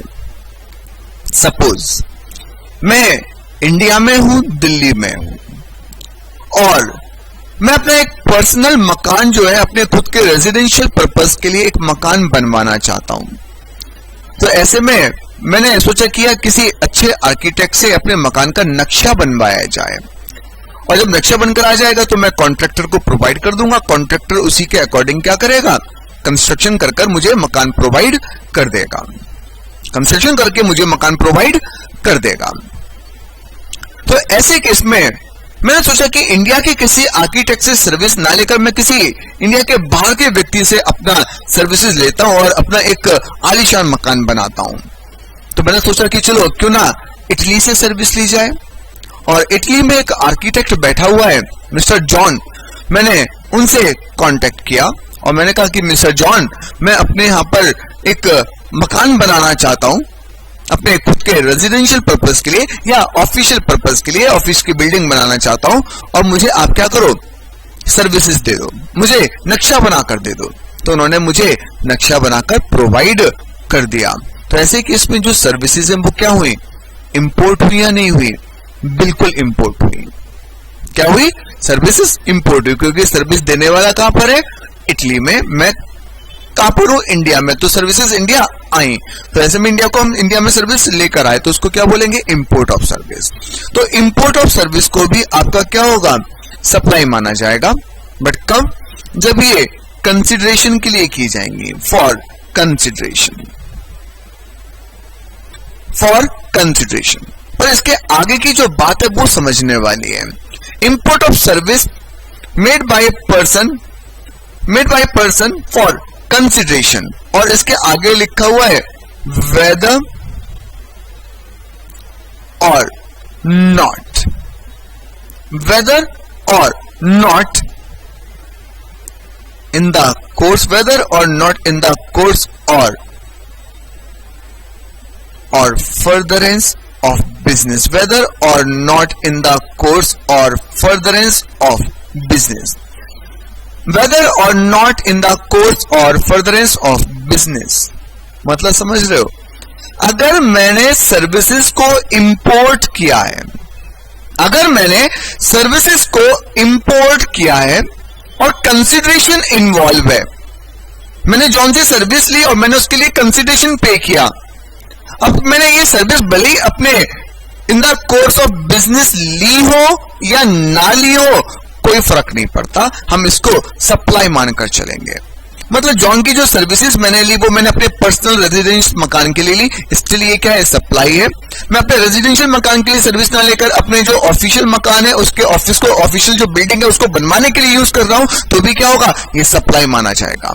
इंपोर्ट ऑफ सर्विस याद रखेंगे अगर कंसिडरेशन के लिए, इंपोर्ट ऑफ सर्विस याद रखेंगे अगर कंसिडरेशन के लिए, तो वो हमेशा हमेशा क्या होगी, आपकी सप्लाई मानी जाएगी, या फिर कंसिडरेशन हो या फिर कंसिडरेशन ना हो।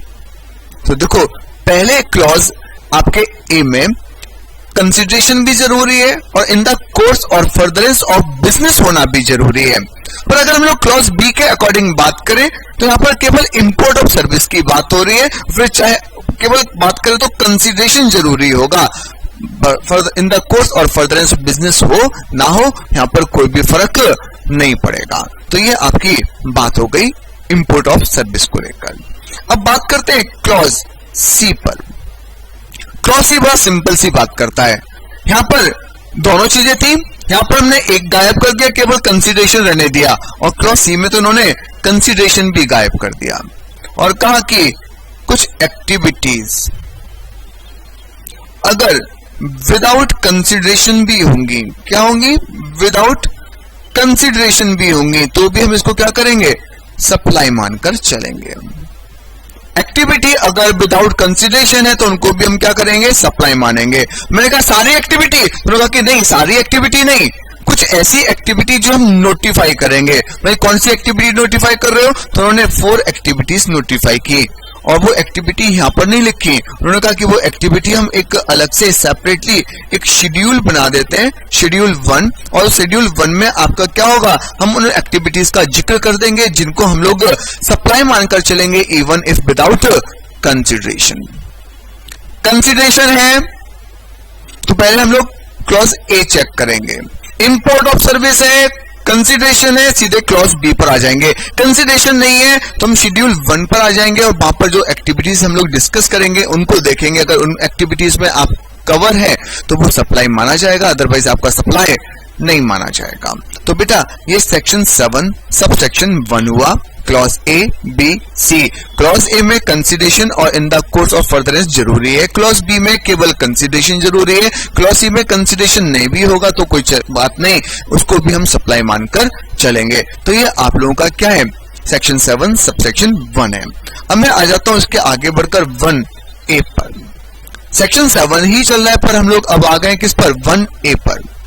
1A ने भी एक इश्यू एड्रेस किया और वो इश्यू क्या है वो मैं आपके सामने रखना चाहता हूं कि पहले प्रॉब्लम क्या है, क्या प्रॉब्लम नहीं है। ध्यान से सुनेंगे बेटा। जैसे आप लोगों ने हायर परचेज पढ़ा हुआ है, आप लोग अकाउंटिंग एक्सपर्ट्स लोग मेरे सामने बैठे हुए हैं और आप लोगों ने वहां पर पढ़ा हुआ है क्या, अकाउंट्स। और अकाउंट्स में आप लोग हायर परचेज पढ़ते हो और हायर परचेज में क्या पढ़ते हो कि जैसे अगर मैं हायर वेंडर हूं, मेरा कोई प्रोडक्ट है 2 लाख रुपए का, तो आज आप मेरे पास आते हो और कहते हो कि साहब हमें ये सामान परचेज करना है। मैं कि ठीक है मैं भी बेचने के लिए बैठा हूं, पर आप मुझे बोलते हो कि साहब अभी हम आपको केवल 1 लाख रुपए दे रहे हैं और जो बाकी 1 लाख बचा उसको हम अभी आपको नहीं दे पाएंगे, आप उसके लिए हमें क्या करो, इंस्टॉलमेंट बांध दो। मैं कि इंस्टॉलमेंट बांध दूंगा तो पर उस पर इंटरेस्ट चार्ज करूंगा। आपने कहा कि कोई दिक्कत नहीं, आप इंटरेस्ट चार्ज कर लेना। तो मैंने आपको 12 इंस्टॉलमेंट ऑफ ₹10,000 ईच फिक्स कर दी और कहा कि ऑनरशिप में आपको तभी ट्रांसफर करूंगा जब आप मुझे लास्ट इंस्टॉलमेंट दे दोगे। अगर ऑनरशिप अभी ट्रांसफर कर दूंगा तो फिर आपने बाद में पैसे दिए नहीं दिए, है ना। तो ऐसे में मैंने आपको सिंपल सी बात की कि भैया 2 लाख का सामान है, 1 लाख रुपए अभी दो, सामान ले जाओ और यूज करते रहो, पर ऑनरशिप नहीं दूंगा भी। ऑनरशिप कब दूंगा, जब लास्ट इंस्टॉलमेंट दे दोगे। और मैंने कितनी इंस्टॉलमेंट फिक्स की, 10,000 रुपीज की 12 इंस्टॉलमेंट। तो लाख रुपए तो मैंने लमसम ले लिया, 1,20,000 मैंने आप लोगों से क्या किया, इंस्टॉलमेंट्स में लिया और टोटल 2 लाख रुपए के सामान के लिए 2,20,000 मैंने आप लोगों से रिकवर किया। तो जो 20,000 मैंने आपसे रिकवर किया है इन एडिशन टू 2 लाख, वो किसको रिप्रेजेंट कर रहा है, इंटरेस्ट को रिप्रेजेंट कर रहा है। आपने मेरे पैसे को यूज किया इसलिए मैंने आपसे इंटरेस्ट चार्ज किया, तो यूज ऑफ मनी। तो 20,000 रुपए जो चार्ज है वो यूज ऑफ मनी के लिए चार्ज है, तो इसका मतलब यूज ऑफ मनी सर्विस है। पर मैंने तो आपको गुड्स बेचा, सप्लाई ऑफ गुड्स किया, है ना। तो अब ऐसे में कई जगह पर जीएसटी में गुड्स के संबंधित जो नियम बने हुए हैं वो अलग बने हुए हैं और सर्विस के संबंधित जो नियम बने हुए हैं बेटा वो अलग बने हुए हैं। गुड्स के नियम अलग हैं, सर्विस के नियम अलग हैं। अब दिक्कत यहां पर ये आई कि जो ये हायर परचेज ट्रांजैक्शन है, इसको मैं क्या मानकर चलूं? मैं इसको सप्लाई ऑफ गुड्स मानकर चलूं या सप्लाई ऑफ सर्विस? और डिटरमाइन करना जरूरी है, क्योंकि कुछ जगह पर गुड्स के नियम अलग हैं, सर्विस के नियम अलग हैं, तो मुझे इस बात को डिटरमाइन करना पड़ेगा ही पड़ेगा। तो अब बात आ जाती है कि आप लोगों के सप्लाई ऑफ गुड्स माना जाए या ऐसे में सप्लाई ऑफ सर्विस माना जाए। मैंने थोड़ी देर पहले आपको एक एग्जांपल दिया था कि मैंने आप लोगों को अपना एक प्लॉट परचेज कर नक्शा बनवा कर दे दिया और कहा कि लेबर भी आपकी, सामान भी आपका, कितना चार्ज करोगे? तो आपने कहा कि दोनों चीजों के लिए मिलाकर मैं 50 लाख रुपए चार्ज करूंगा। मैं कि ठीक है, ले लेना। अब बताओ 50 लाख रुपए पे कौन से नियम लगाऊं? मुझे तो अलग अलग पता ही नहीं कि आप गुड्स के लिए कितना चार्ज कर रहे हो, सर्विस के लिए कितना चार्ज कर रहे हो। तो ऐसे में अभी ये जो आप मेरे लिए वर्क कॉन्ट्रैक्ट सर्विसेज दे रहे हो, तो इसको मैं क्या मानकर चलूं, गुड्स या सर्विस? और डिटरमाइन करना फिर से जरूरी है। और जरूरी क्यों? क्योंकि गुड्स के लिए नियम अलग और सर्विस के लिए नियम अलग है। तो अब ऐसे केस में मैं कैसे डिटरमाइन करूं? तो जब दिक्कत आई तो हमें फिर लॉ के पास जाना पड़ेगा। और लॉ ने हमें एक बात कही कि जो भी एक्टिविटीज आपके सब सेक्शन 1 में कोई भी एक्टिविटी, अगर आपके सब सेक्शन 1 में कोई भी एक्टिविटी आपके सब सेक्शन 1 में अगर सप्लाई मानी जा रही है, तो वो सप्लाई या तो गुड्स की होगी या फिर सर्विस की होगी। और ये बात सप्लाई गुड्स की है या सर्विस की, ये बात आपको एक शेड्यूल के द्वारा मालूम पड़ेगा। और वो शेड्यूल कौन सा होगा? शेड्यूल 2। शेड्यूल 1 अभी हम लोगों का हुआ नहीं और हमारे सामने एक और शेड्यूल आ गया, शेड्यूल 2। तो शेड्यूल 1 में हम बात कर रहे हैं उन एक्टिविटीज के रिगार्डिंग जिनको हम सप्लाई मानकर कंसीडर करेंगे, इवन इफ विदाउट कंसिडरेशन। और जो आपकी एक्टिविटी सबसेक्शन 1 में सप्लाई मानी गई है, वो अगर उनमें क्लैरिफिकेशन, एक्सप्लेनेशन दिया गया, उनके रिगार्डिंग नियम बनाए गए कि उनको सप्लाई गुड्स की माना जाए या सर्विस की, और ये सब बातें कहां लिखी है? अगले शेड्यूल 2 में। कोई दिक्कत नहीं। अब बात आ जाती है आप लोग के सबसेक्शन 2 पर। सबसेक्शन 2 पर, और सबसेक्शन 2 की जो स्टार्टिंग लाइन है वो मैं लिखना चाहूंगा, नॉट विद स्टैंडिंग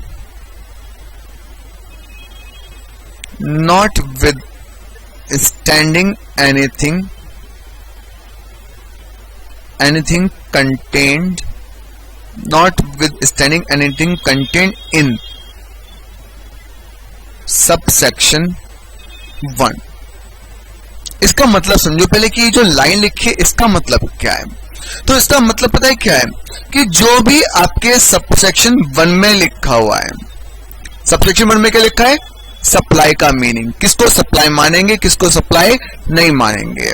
तो जो भी आपके सबसेक्शन 1 में लिखा हुआ है वो आपका कुछ भी एप्लीकेबल नहीं होगा। मतलब सबसेक्शन 1 में हम सप्लाई मानकर चल रहे हैं और हम लोग क्लॉज 2 में लिख रहे हैं कि वो सबसेक्शन 1 एप्लीकेबल नहीं होगा। जो भी सबसेक्शन 1 में लिखा हुआ है, इसका मतलब हम इसको सप्लाई मानकर नहीं चलेंगे। तो कंक्लूजन में जो भी अब नीचे हम लोग बात कर रहे हैं वो एक्टिविटी क्या होंगी? सप्लाई नहीं मानी जाएंगी। और हम कौन कौन सी एक्टिविटीज ऐसी हैं जिनको सप्लाई नहीं मानेंगे, कौन कौन सी एक्टिविटीज ऐसी हैं जिनको हम लोग सप्लाई नहीं मानेंगे, वो उन्होंने हमें सबसेक्शन 2 में लिखी। और सबसेक्शन 2 में क्लॉज ए और क्लॉज बी, और लिखा हुआ है कि पहले हम कुछ एक्टिविटी एक और शेड्यूल बना रहे हैं, आपको शेड्यूल 3 उसमें मेंशन कर रहे हैं।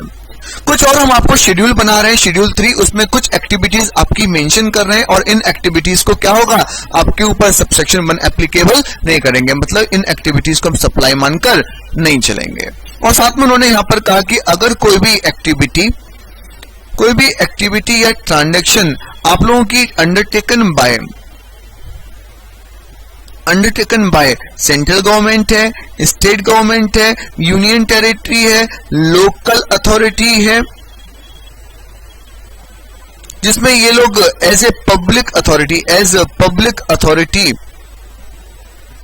पब्लिक अथॉरिटी क्या है, इंगेज है, एज पब्लिक अथॉरिटी क्या है, इंगेज है, तो ऐसे केस में उन पर भी क्या होगा, आपका जीएसटी चार्ज नहीं किया जाएगा, उसको भी हम लोग आप लोगों का सप्लाई मानकर नहीं चलेंगे। तो ऐसे में क्या होता होगा, जैसे गवर्नमेंट है, गवर्नमेंट आज कोई भी काम कर रही है और एज ए पब्लिक अथॉरिटी की भैया हम ये काम अपने कोई सामान बेच नहीं रहे, हम तो ये पब्लिक के ब्याह पर काम कर रहे हैं, तो ऐसे केस में क्या होगा, सरकार उसको आपके सप्लाई की मीनिंग में कवर नहीं करेगी। तो हम लोग बात कर रहे हैं notwithstanding anything content in subsection 1, supply नहीं मानेंगे किसको, शेड्यूल 3 को, और एक्टिविटी जो अंडरटेकन बाय होंगी government as a public authority उनको भी आपके सप्लाई नहीं माना जाएगा। यहां तो कोई दिक्कत। सेक्शन 7 क्या बता रहा है, सप्लाई का मीनिंग, सेक्शन 7 क्या बता रहा है, सप्लाई का मीनिंग, और सेक्शन 7 में सबसेक्शन 1 में क्या बोला गया कि 3 चीजें ABC, किसी भी तरीके से सप्लाई करो, कंसीडरेशन हो, इन the course of furtherance of business हो, सप्लाई मानेंगे। Clause B, import of service करोगे, कंसीडरेशन होगा तो हम उसको सप्लाई मानेंगे, फिर चाहे इन द कोर्स और फर्दरेंस ऑफ बिजनेस हो या फिर ना हो। क्लॉज C, जो शेड्यूल 1 में एक्टिविटी होंगी सप्लाई मानेंगे इवन इफ विदाउट कंसीडरेशन। जो एक्टिविटी सप्लाई है वो गुड्स की है या सर्विस की, वो शेड्यूल 2 बताएगा, और शेड्यूल 3 में जो एक्टिविटी लिखी हुई है वो ऐसी एक्टिविटी जिनको हम लोग सप्लाई मानकर नहीं चलेंगे। साथ में जो भी आपकी गवर्नमेंट एक्टिविटी कर रही है एज ए पब्लिक अथॉरिटी उनको भी हम सप्लाई नहीं मानेंगे।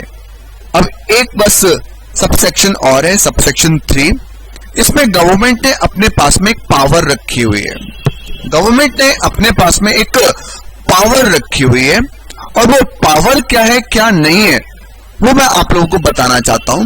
अभी तक इस पावर का यूज हुआ नहीं है।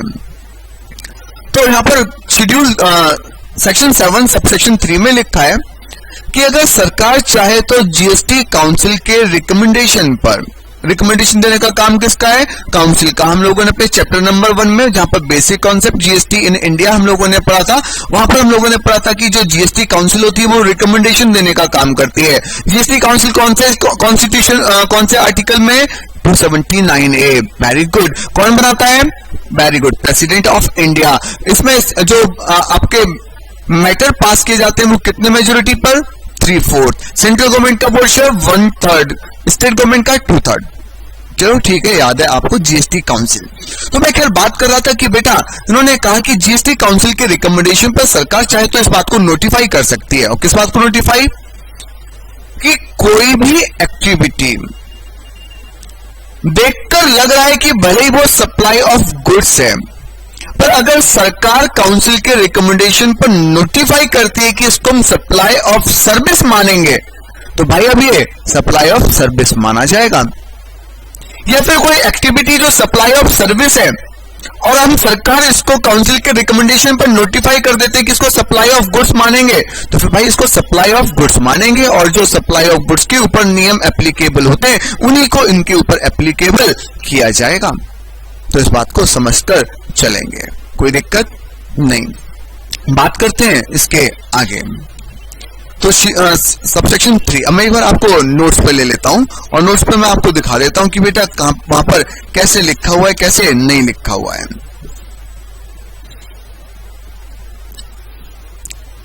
सेक्शन 7, स्कोप ऑफ सप्लाई, और subsection 1, expression supply includes all form of supply of goods और सर्विस और बोथ। हम हर एक तरीके से, जिस तरीके से आप सप्लाई कर रहे हो गुड्स की, सर्विस की, बोथ की, हम उसको लेकर चलेंगे, चाहे सेल हो, चाहे ट्रांसफर हो, चाहे बार्टर हो, चाहे एक्सचेंज हो, चाहे लाइसेंस हो, लीज हो, डिस्पोजल हो, बस कैसे हो, मेड मतलब आप कर चुके हो, और agree to be made, agree to be made मतलब अभी हमने लाइक कॉन्ट्रैक्ट कर लिया है, पर अभी हमें सर्विस देना क्या है बाकी है।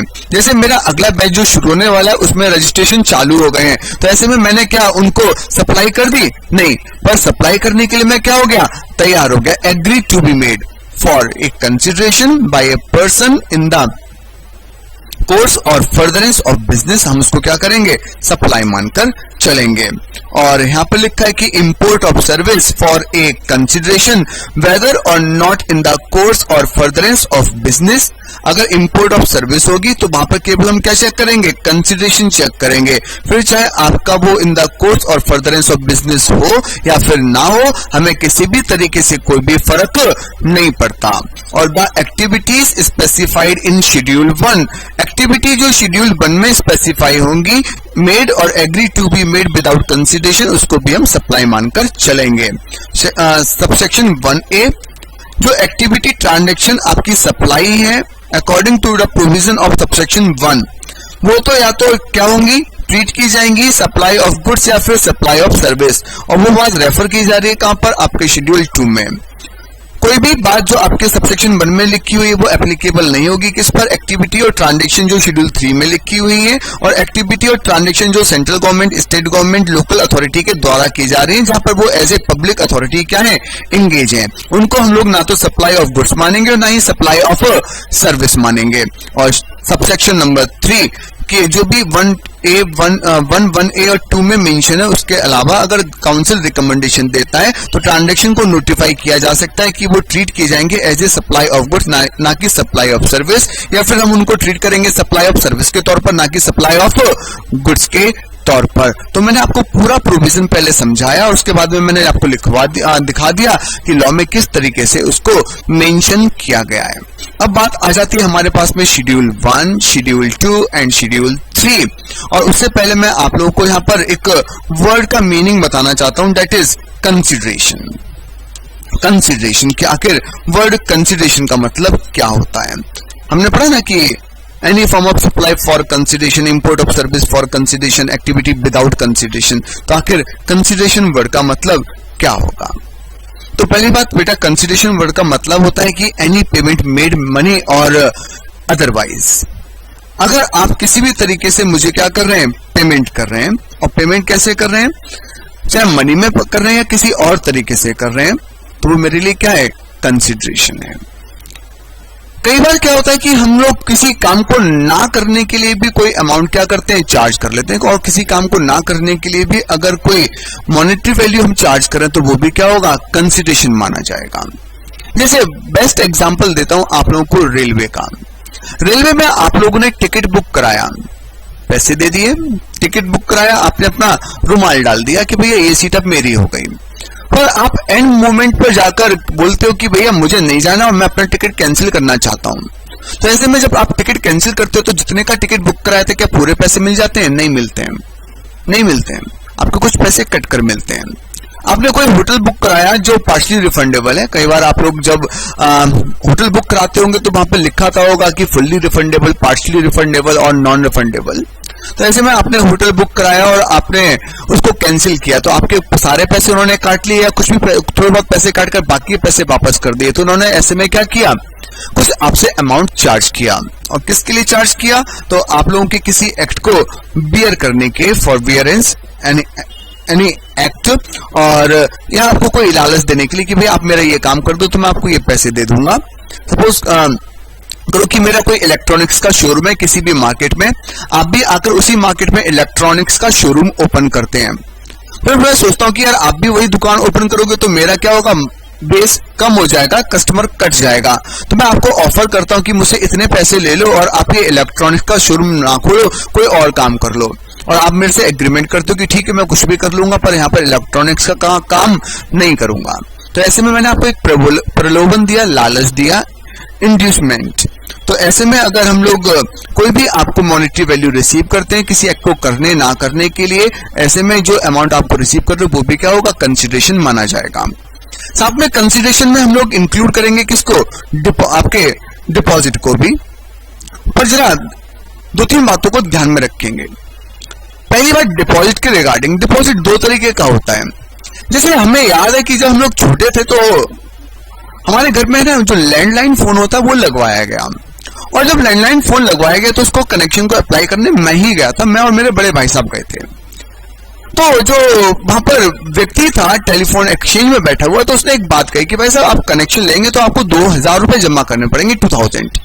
मैंने पूछा क्यों भैया 2000 रुपीज किस बात की जमा करने पड़ेंगे, तो उन्होंने कहा एज सिक्योरिटी डिपॉजिट। मैं कहा सिक्योरिटी डिपॉजिट, क्योंकि भाई हम आपको अपना इंस्ट्रूमेंट देंगे, उस बात का सिक्योरिटी डिपॉजिट। मैं हम तो भैया जब कनेक्शन कटवाएंगे तो आपका इंस्ट्रूमेंट अपना वापस ले लेना, तो उसने कहा आप अपना डिपॉजिट वापस ले लेना। आप अपना डिपॉजिट वापस ले लेना। अब बताओ ये जो डिपॉजिट आज मैं दे रहा हूं कल की डेट में मुझे ये वापस मिलेगा, तो क्या ऐसे में टेलीकम्युनिकेशन जो कंपनी है BSNL MTNL, तो क्या उसको वो कंसिडरेशन मान के चलेगी? नहीं, क्योंकि वो उनको किसी सर्विस के अगेंस्ट नहीं मिल रहा है, वो तो एक ऐसा अमाउंट है जिनको वो वापस करेंगे। पर कुछ टाइम पहले मैंने पोस्टपेड लिया था, आज से नियर अबाउट 10 साल पहले मैंने अपने नंबर को पोस्टपेड करवाया था। मैं 2007 में दिल्ली आ गया था, मोबाइल नंबर लिया 2007 में, चलता रहा, वही नंबर आज भी चल रहा है, पर मैंने उसको 2010-11 में पोस्टपेड करवाया था। और उस समय पोस्टपेड पे उन्होंने कहा कि आपको 250 रुपीज की सिक्योरिटी देनी पड़ेगी। मैंने पूछा भाई काय की सिक्योरिटी? तो उन्होंने कहा कि सर एक तरीके से सिक्योरिटी की हम आपको पैसे तो बाद में ही लेंगे ना, तो ऐसा नहीं है कि कहीं हमने आपको है ना कनेक्शन दिया और आपने उसका पेमेंट नहीं किया और आप पैसे लेके चले गए, तो ऐसे में सिक्योरिटी डिपॉजिट 250 अगर आपका हमारे पास में रहेगा तो हमें एक एश्योरिटी बनी रहेगी कि हमारा पैसा कहीं जाएगा नहीं। मैं तो अगर पेमेंट करता रहूंगा रेगुलर बेसिस पर तो फिर आपकी गुडविल बन जाएगी, फिर हम आपका जो सिक्योरिटी डिपॉजिट है इसको अपने सर्विस के अगेंस्ट में क्या करेंगे? एडजस्ट कर देंगे। सर्विसेज के अगेंस्ट में इसको क्या करूंगा? एडजस्ट कर दूंगा। तो बेटा हम लोग वही बात यहाँ पर समझने की बात कर रहे हैं कि जो सर्विस दी उस पैसा मिला, मेरा कंसिडरेशन है। कोई एक्ट करने ना करने, कोई प्रलोभन दिया उसके लिए कोई अमाउंट चार्ज किया, कंसिडरेशन है। कोई डिपॉजिट मैंने चार्ज किया, कंसिडरेशन है। पर डिपॉजिट जो है वो मेरा कंसिडरेशन केवल कब माना जाएगा? जब उसको मैं अपने किसी सर्विस के अगेंस्ट में एज ए कंसिडरेशन एडजस्ट कर लूंगा। पर अगर मैं उसको रिफंडेबल है एडजस्ट नहीं करना तो फिर वो मेरा कंसिडरेशन नहीं है। और साथ में उन्होंने कहा कि हम लोग अगर कोई भी गवर्नमेंट से आपसे सब्सिडी रिसीव कर रहे हैं, चाहे सेंट्रल गवर्नमेंट हो, स्टेट गवर्नमेंट हो, कोई भी सब्सिडी रिसीव कर रहे हैं, तो वो सब्सिडी भी क्या होगी? आपके कंसिडरेशन में शामिल नहीं की जाएगी। और तो फिर से आपको क्या कर सकता है? 3-4 ऑप्शन देकर आपसे एक मल्टीपल चॉइस क्वेश्चन पूछ सकता है कि किसको कंसिडरेशन मानेंगे, किसको कंसिडरेशन नहीं मानेंगे। तो consideration in relation to supply of goods और सर्विस और बोथ इंक्लूड कोई भी पेमेंट जो आपका किया गया है या करना है कैश में या अदरवाइज, या मॉनेटरी वैल्यू किसकी? आपके एक्ट की for forbearance in respect of और इन रेस्पॉन्स टू और for inducement of any supply of goods और सर्विस और बोथ। ठीक है, बट हम लोग इंक्लूड नहीं करेंगे। Shall not include any subsidy given by central government और ए स्टेट गवर्नमेंट और however a deposit is given in respect of supply of goods और सर्विस और both shall not be considered as payment. उसको consider नहीं किया जाएगा as a payment unless supplier applies such deposit as consideration for the said supply. जब तक supplier उस consideration को अपने सप्लाई के कंसिडरेशन के तौर पर एडजस्ट नहीं कर लेता तब तक हम उसको कंसिडरेशन के तौर पर कंसीडर नहीं करेंगे। जब तक हमारे पास में जो डिपॉजिट आपने आज दिया है अगर मैं इसको अभी तक अपने सप्लाई के अगेंस्ट में एडजस्ट नहीं कर रहा हूं तो ये मेरा कंसिडरेशन नहीं माना जाएगा, मतलब रिफंडेबल है। ठीक है, और अगर एडजस्टेबल है तो ये कंसिडरेशन है। ठीक है, और उसके बाद में हम लोग बात करते हैं इसके आगे। अब हम लोग आ जाते हैं आपके शेड्यूल 1 पर, और शेड्यूल 1 पर मैं आप लोगों से बात करूंगा कि शेड्यूल 1 में आप लोग की कौन कौन सी एक्टिविटी ऐसी हैं जो मेंशन की गई हैं जिनको हम लोग क्या करेंगे? सप्लाई मानकर कंसीडर करेंगे, इवन इफ विदाउट कंसिडरेशन। भले ही वहां पर कंसिडरेशन नहीं है पर उसको हम लोग क्या मानेंगे? सप्लाई मानेंगे। तो आखिर कौन कौन सी एक्टिविटीज आपकी ऐसी रहेंगी? तो चलिए स्टार्ट करते हैं, समझना शुरू करते हैं। पहला पॉइंट उन्होंने कहा permanent transfer of business asset.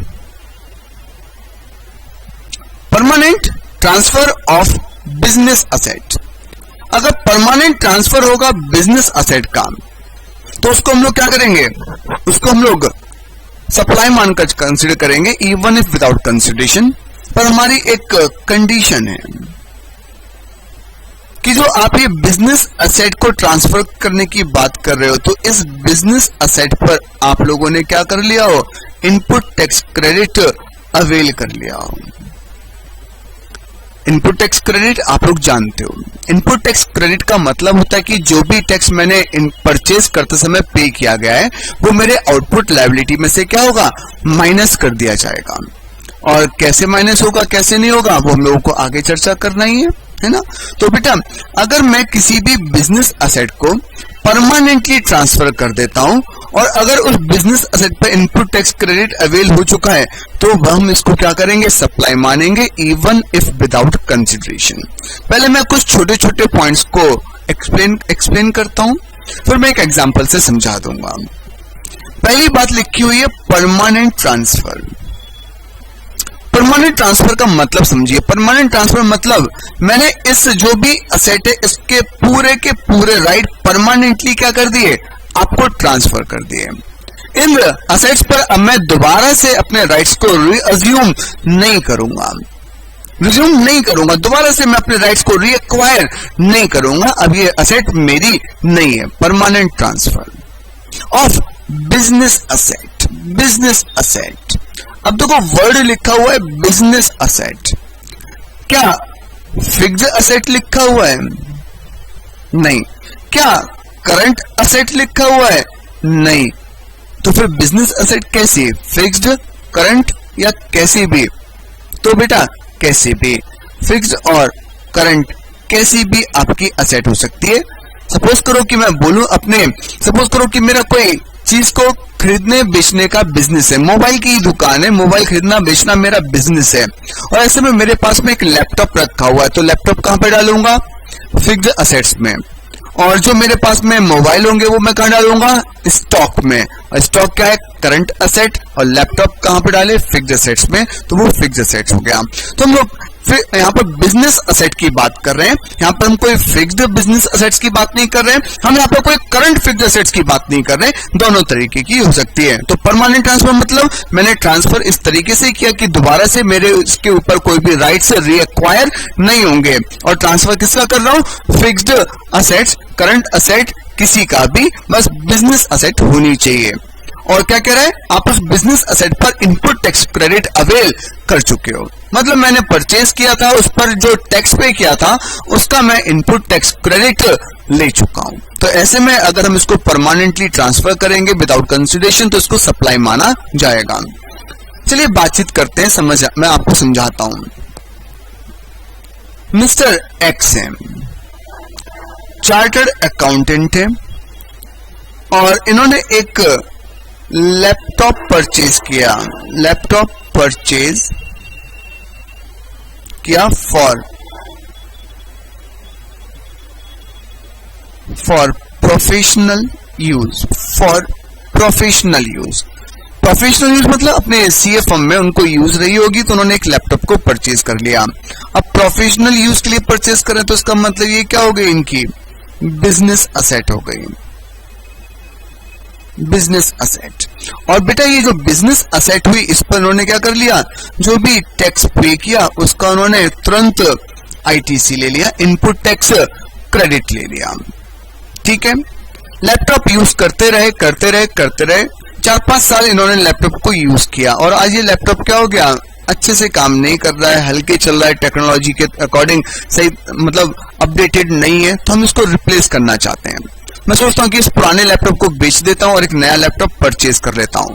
तो मैंने सोचा पुराना लैपटॉप बेचता हूं। तभी मेरा एक आर्टिकल मेरे पास में आया, और मेरा आर्टिकल मुझे आके बोलता है कि सर जी, कि हाँ जी, मतलब मैंने सुना है कि आप अपना लैपटॉप बेच रहे हो। मेरा कोई रिलेटिव मेरे पास में आ गया, बोलता है कि साहब जी आप अपना लैपटॉप सुना है यार बेच रहे हो। मैं क्या, बिल्कुल। क्योंकि बेच क्या रहे हो, मुझे ही दे दो, हमारे काम आ जाएगा। रिलेटिव बोलता है मेरे घर पे बच्चे हैं, लैपटॉप से चलाना सीख लेंगे। आर्टिकल बोलता है कि लैपटॉप दे दो, घर पे बैठ के पेन ड्राइव क्लासेस देख लेंगे। तो ऐसे में वो आर्टिकल मेरे पास में, वो रिलेटिव मेरे पास में आता है, बोलता है मुझे लैपटॉप दे दो, कितने में दोगे? तो मैंने कहा अब मैं पुराने लैपटॉप के लिए क्या चार्ज करूं, 1000-2000 रुपए आपसे क्या चार्ज करूं? जा ऐसा कर, आप ये लैपटॉप है ना ऐसे रख लो। और मैंने लैपटॉप क्या कर दिया, ट्रांसफर कर दिया परमानेंटली, लैपटॉप ट्रांसफर कर दिया परमानेंटली, और वो भी कैसे, विदाउट कंसिडरेशन। तो अब मैं जानना चाहता हूं कि जो ट्रांसफर किया जा रहा है क्या ये सप्लाई है या फिर सप्लाई नहीं है। तो देखो, क्या लैपटॉप बिजनेस असेट था? हाँ था। क्या हमने इसको परमानेंटली ट्रांसफर कर दिया? यस। तो permanent transfer of business asset. और इसको हम सप्लाई मानेंगे, बट कब? जब हम लोग इस पर इनपुट टैक्स क्रेडिट अवेल कर चुके हो। तो क्या हमने इस पर आईटीसी ले लिया? तो यस, लिखा हुआ है कि हम आईटीसी अवेल कर चुके हैं, तो ये क्या सप्लाई माना जाएगा? यस। और अगर मैं बोल दूं कि आईटीसी नॉट अवेल्ड, आईटीसी आपने अवेल्ड नहीं किया, तो कंडीशन सेटिस्फाई नहीं हुई, तो फिर क्या होगा? फिर हम इसको सप्लाई कंसीडर नहीं करेंगे। तो सप्लाई मानने के लिए भी कुछ कंडीशंस हैं, और कंडीशन क्या है कि बस आपने उस पर इनपुट टैक्स क्रेडिट क्या किया हो? अवेल कर लिया हो। तो शेड्यूल 1 एक्टिविटीज जो विदाउट कंसिडरेशन होंगी उनको हम सप्लाई मानकर चलेंगे। पर सप्लाई किस किस को मानेंगे? तो पहली ट्रांजेक्शन याद हुई या नहीं हुई? और पहली ट्रांजैक्शन क्या है? Permanent transfer of business asset. और कौन सी बिजनेस असेट? जिस पर आप इनपुट टैक्स क्रेडिट क्या कर चुके हैं? अवेल कर चुके हैं। कोई दिक्कत नहीं। अब बात करता हूं इसके आगे पॉइंट नंबर बी पर।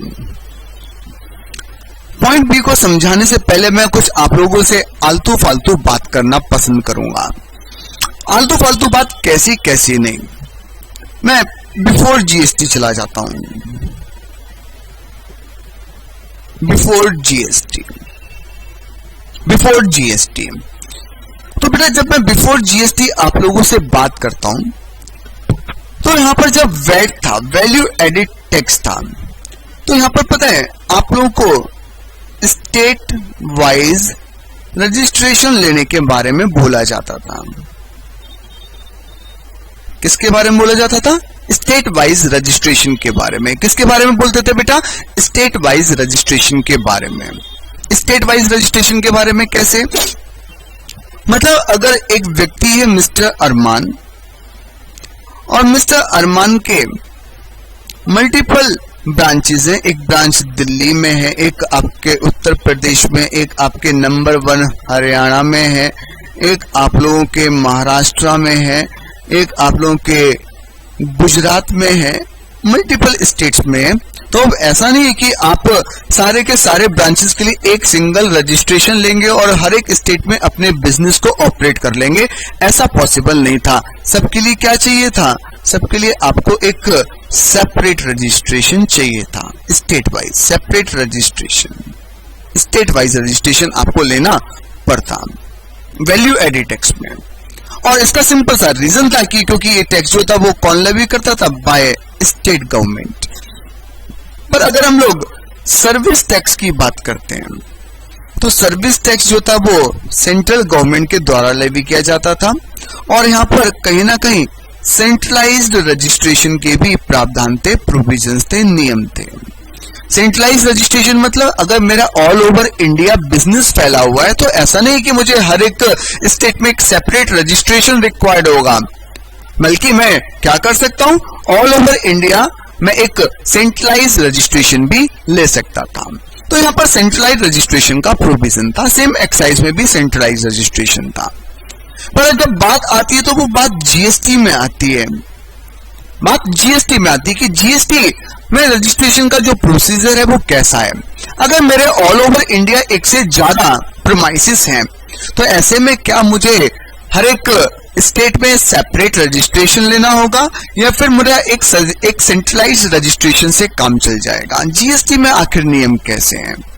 तो बेटा हम लोग जब बात करते हैं जीएसटी में तो यहां पर उन्होंने बोला हुआ है कि आपको स्टेट वाइज एक सेपरेट रजिस्ट्रेशन लेना पड़ेगा। स्टेट वाइज सेपरेट रजिस्ट्रेशन लेना पड़ेगा। कोई मिस्टर वीर हैं, इनका उड़ते पंजाब में भी ब्रांच है और हरियाणा में भी ब्रांच है। तो ऐसे केस में अभी इन दोनों के लिए क्या करेंगे? अलग अलग सेपरेट रजिस्ट्रेशन ऑब्टेन करेंगे। यहाँ पर सेपरेट रजिस्ट्रेशन और हरियाणा में क्या होगा? सेपरेट रजिस्ट्रेशन होगा। और सिंपल सी बात है, क्योंकि कहीं ना कहीं लोकल सप्लाई पर स्टेट का भी तो कंपोनेंट होता है, नहीं होता है, तो फिर वो सेटलमेंट करने में दिक्कत होगी। इसलिए उन्होंने कहा कि हर एक स्टेट में आप रजिस्ट्रेशन क्या रखिए? सेपरेट रखिए। ठीक है। और एक बात बस समझ लेंगे कि जो भी आपका सेपरेट रजिस्ट्रेशन होगा, एक व्यक्ति के अगर एक से ज्यादा रजिस्ट्रेशन है तो ऐसे में हर एक रजिस्ट्रेशन क्या होगा? Every registration shall be treated as distinct person। Every person shall be treated as distinct person. Distinct person मतलब अलग अलग व्यक्ति के तौर पर उसको हम लोग कंसीडर करेंगे। वैसे रियल लाइफ में वो एक ही है, ये भी मिस्टर वीर है, ये भी मिस्टर वीर है, पर ऐसे केस में जो रजिस्ट्रेशन होगा वो क्या होगा, आपका डिस्टिंक्ट पर्सन माना जाएगा। ठीक है, तो मैं बी पॉइंट समझाने के लिए मुझे दो शब्दों की जरूरत है। पहला शब्द मुझे जरूरत है डिस्टिंक्ट पर्सन, जो मैं आपको समझा चुका हूं। डिस्टिंक्ट पर्सन का मतलब क्या है कि अगर एक व्यक्ति को एक से ज्यादा रजिस्ट्रेशन ले लिए हैं या रजिस्ट्रेशन लेना है, तो ऐसे में जो हर एक रजिस्ट्रेशन होगा वो उसका एक डिस्टिंक्ट पर्सन माना जाएगा, डिस्टिंक्ट पर्सन माना जाएगा। दूसरा वर्ड मुझे आपको जो चाहिए यहाँ पर क्लॉज बी समझाने के लिए, पॉइंट बी समझाने के लिए, वो है आपका रिलेटेड पर्सन।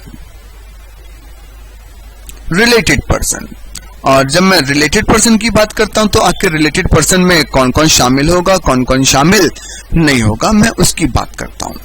तो रिलेटेड पर्सन डेफिनेशन वैसे लंबी है, पर मैं अभी आपको केवल समझाने के लिए एक दो बातें समझा देता हूं, और जैसे मेरा शेड्यूल 1 खत्म होगा वैसे मैं आपको रिलेटेड पर्सन की डेफिनेशन पर ले चलूंगा, डिस्टिंक्ट पर्सन की डेफिनेशन पर ले चलूंगा। तो जैसे बेटा मैं एक्स कंपनी हूं, एक्स लिमिटेड, और मैंने आपके 50% से ज्यादा शेयर होल्ड कर लिए। अब भी एक कंपनी है एस लिमिटेड और आपके 50% से ज्यादा शेयर्स मेरे पास में है, तो ऐसे केस में आप मेरे क्या है, सब्सिडरी कंपनी है। कौन है, सब्सिडरी कंपनी। तो ऐसे में मेरा आपके ऊपर क्या है, कंट्रोल है, और as per law, as per section 15 एक एक्सप्लेनेशन दिया हुआ है और उसमें रिलेटेड पर्सन बताया गया, तो हम दोनों क्या होंगे, रिलेटेड पर्सन माने जाएंगे। क्या माने जाएंगे, रिलेटेड पर्सन माने जाएंगे। इसी तरीके से अगर कोई मेरी एसोसिएट कंपनी है तो वो भी मेरी क्या होगी, रिलेटेड पर्सन मानी जाएगी। अगर आप भी मेरे सब्सिडी, आप भी मेरे सब्सिडी, मैं आपके ऊपर कॉमन कंट्रोल कर रहा हूं, तो कोई अगर एक व्यक्ति दोनों के ऊपर कॉमन कंट्रोल कर रहा है तो उसको भी हम लोग क्या बोलते हैं, रिलेटेड पर्सन बोलते हैं। इस तरीके से उन्होंने रिलेटेड पर्सन की डेफिनेशन दी है, और इसी रिलेटेड पर्सन की डेफिनेशन में उन्होंने बोला है कि अगर एम्प्लॉयर और एम्प्लॉई रिलेशनशिप है, एम्प्लॉयर और एम्प्लॉई रिलेशनशिप है, तो ऐसे में भी उन दोनों को क्या होगा, रिलेटेड पर्सन के तौर पर कंसीडर किया जाएगा। किसके तौर पर, रिलेटेड पर्सन के तौर पर कंसीडर किया जाएगा। तो रिलेटेड पर्सन। अब डिस्टिंक्ट पर्सन और रिलेटेड पर्सन का टॉपिक यहां पर मैंने आपको मीनिंग समझा दिया। अब मैं आ जाता हूं शेड्यूल बन के पॉइंट नंबर बी पर, और पॉइंट नंबर बी समझाना शुरू करता हूं।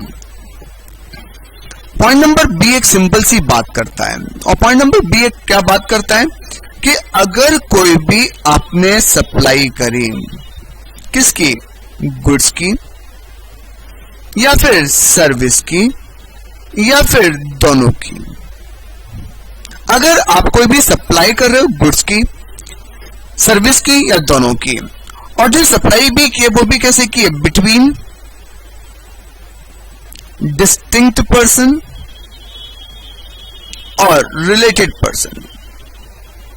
डिस्टिंक्ट पर्सन मतलब एक ब्रांच दूसरी ब्रांच को, एक व्यक्ति की एक रजिस्टर्ड ब्रांच उस व्यक्ति की दूसरी किसी रजिस्टर्ड ब्रांच को सामान भेज रही है, तो ऐसे केस में क्या होगा, डिस्टिंक्ट पर्सन को सप्लाई कर रही है। रिलेटेड पर्सन, मैं होल्डिंग कंपनी, आप सब्सिडी कंपनी को ट्रांसफर कर रहा हूं, कोई गुड सर्विस या बोथ, विदाउट कंसिडरेशन, तो उसको हम लोग सप्लाई मानकर चलेंगे अगर ये सप्लाई इन द कोर्स और फर्दरेंस ऑफ बिजनेस है।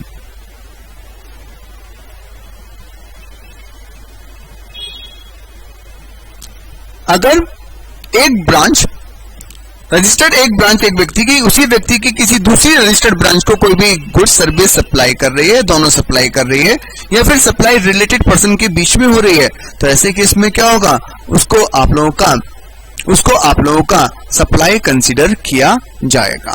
इस पर मैं भी लौट कराऊंगा, पहले एक एग्जाम्पल के माध्यम से बात कर लेता हूं।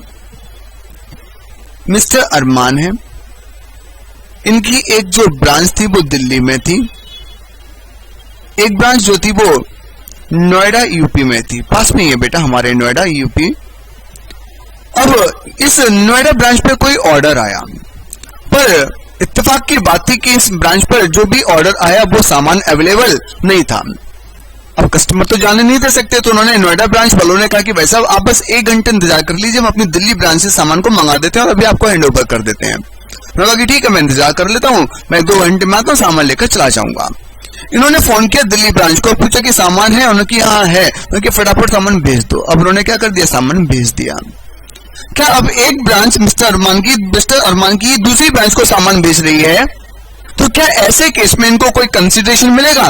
Definitely not. तो ऐसे केस में अब अगर हम लोग बात करें तो सवाल ये आता है कि क्या इसको हम लोग सप्लाई माने? तो यस, इसको हम लोग क्या करेंगे, इसको हम लोग सप्लाई मानकर ट्रीट करेंगे, क्योंकि सप्लाई किस में, डिस्टिंक्ट पर्सन में। डिस्टिंक्ट पर्सन कैसे, अलग अलग स्टेट में ब्रांचेज है, तो हर एक स्टेट में रजिस्ट्रेशन लेना आपको क्या है, कंपलसरी है। तो ऐसे में इसको हम लोग डिस्टिंक्ट पर्सन मानकर चलेंगे। अच्छा, इनका एक सवाल है, और इनका जो सवाल है वो बहुत ही बेहतरीन सवाल है। नाम क्या हो बेटा आपका? ठीक है,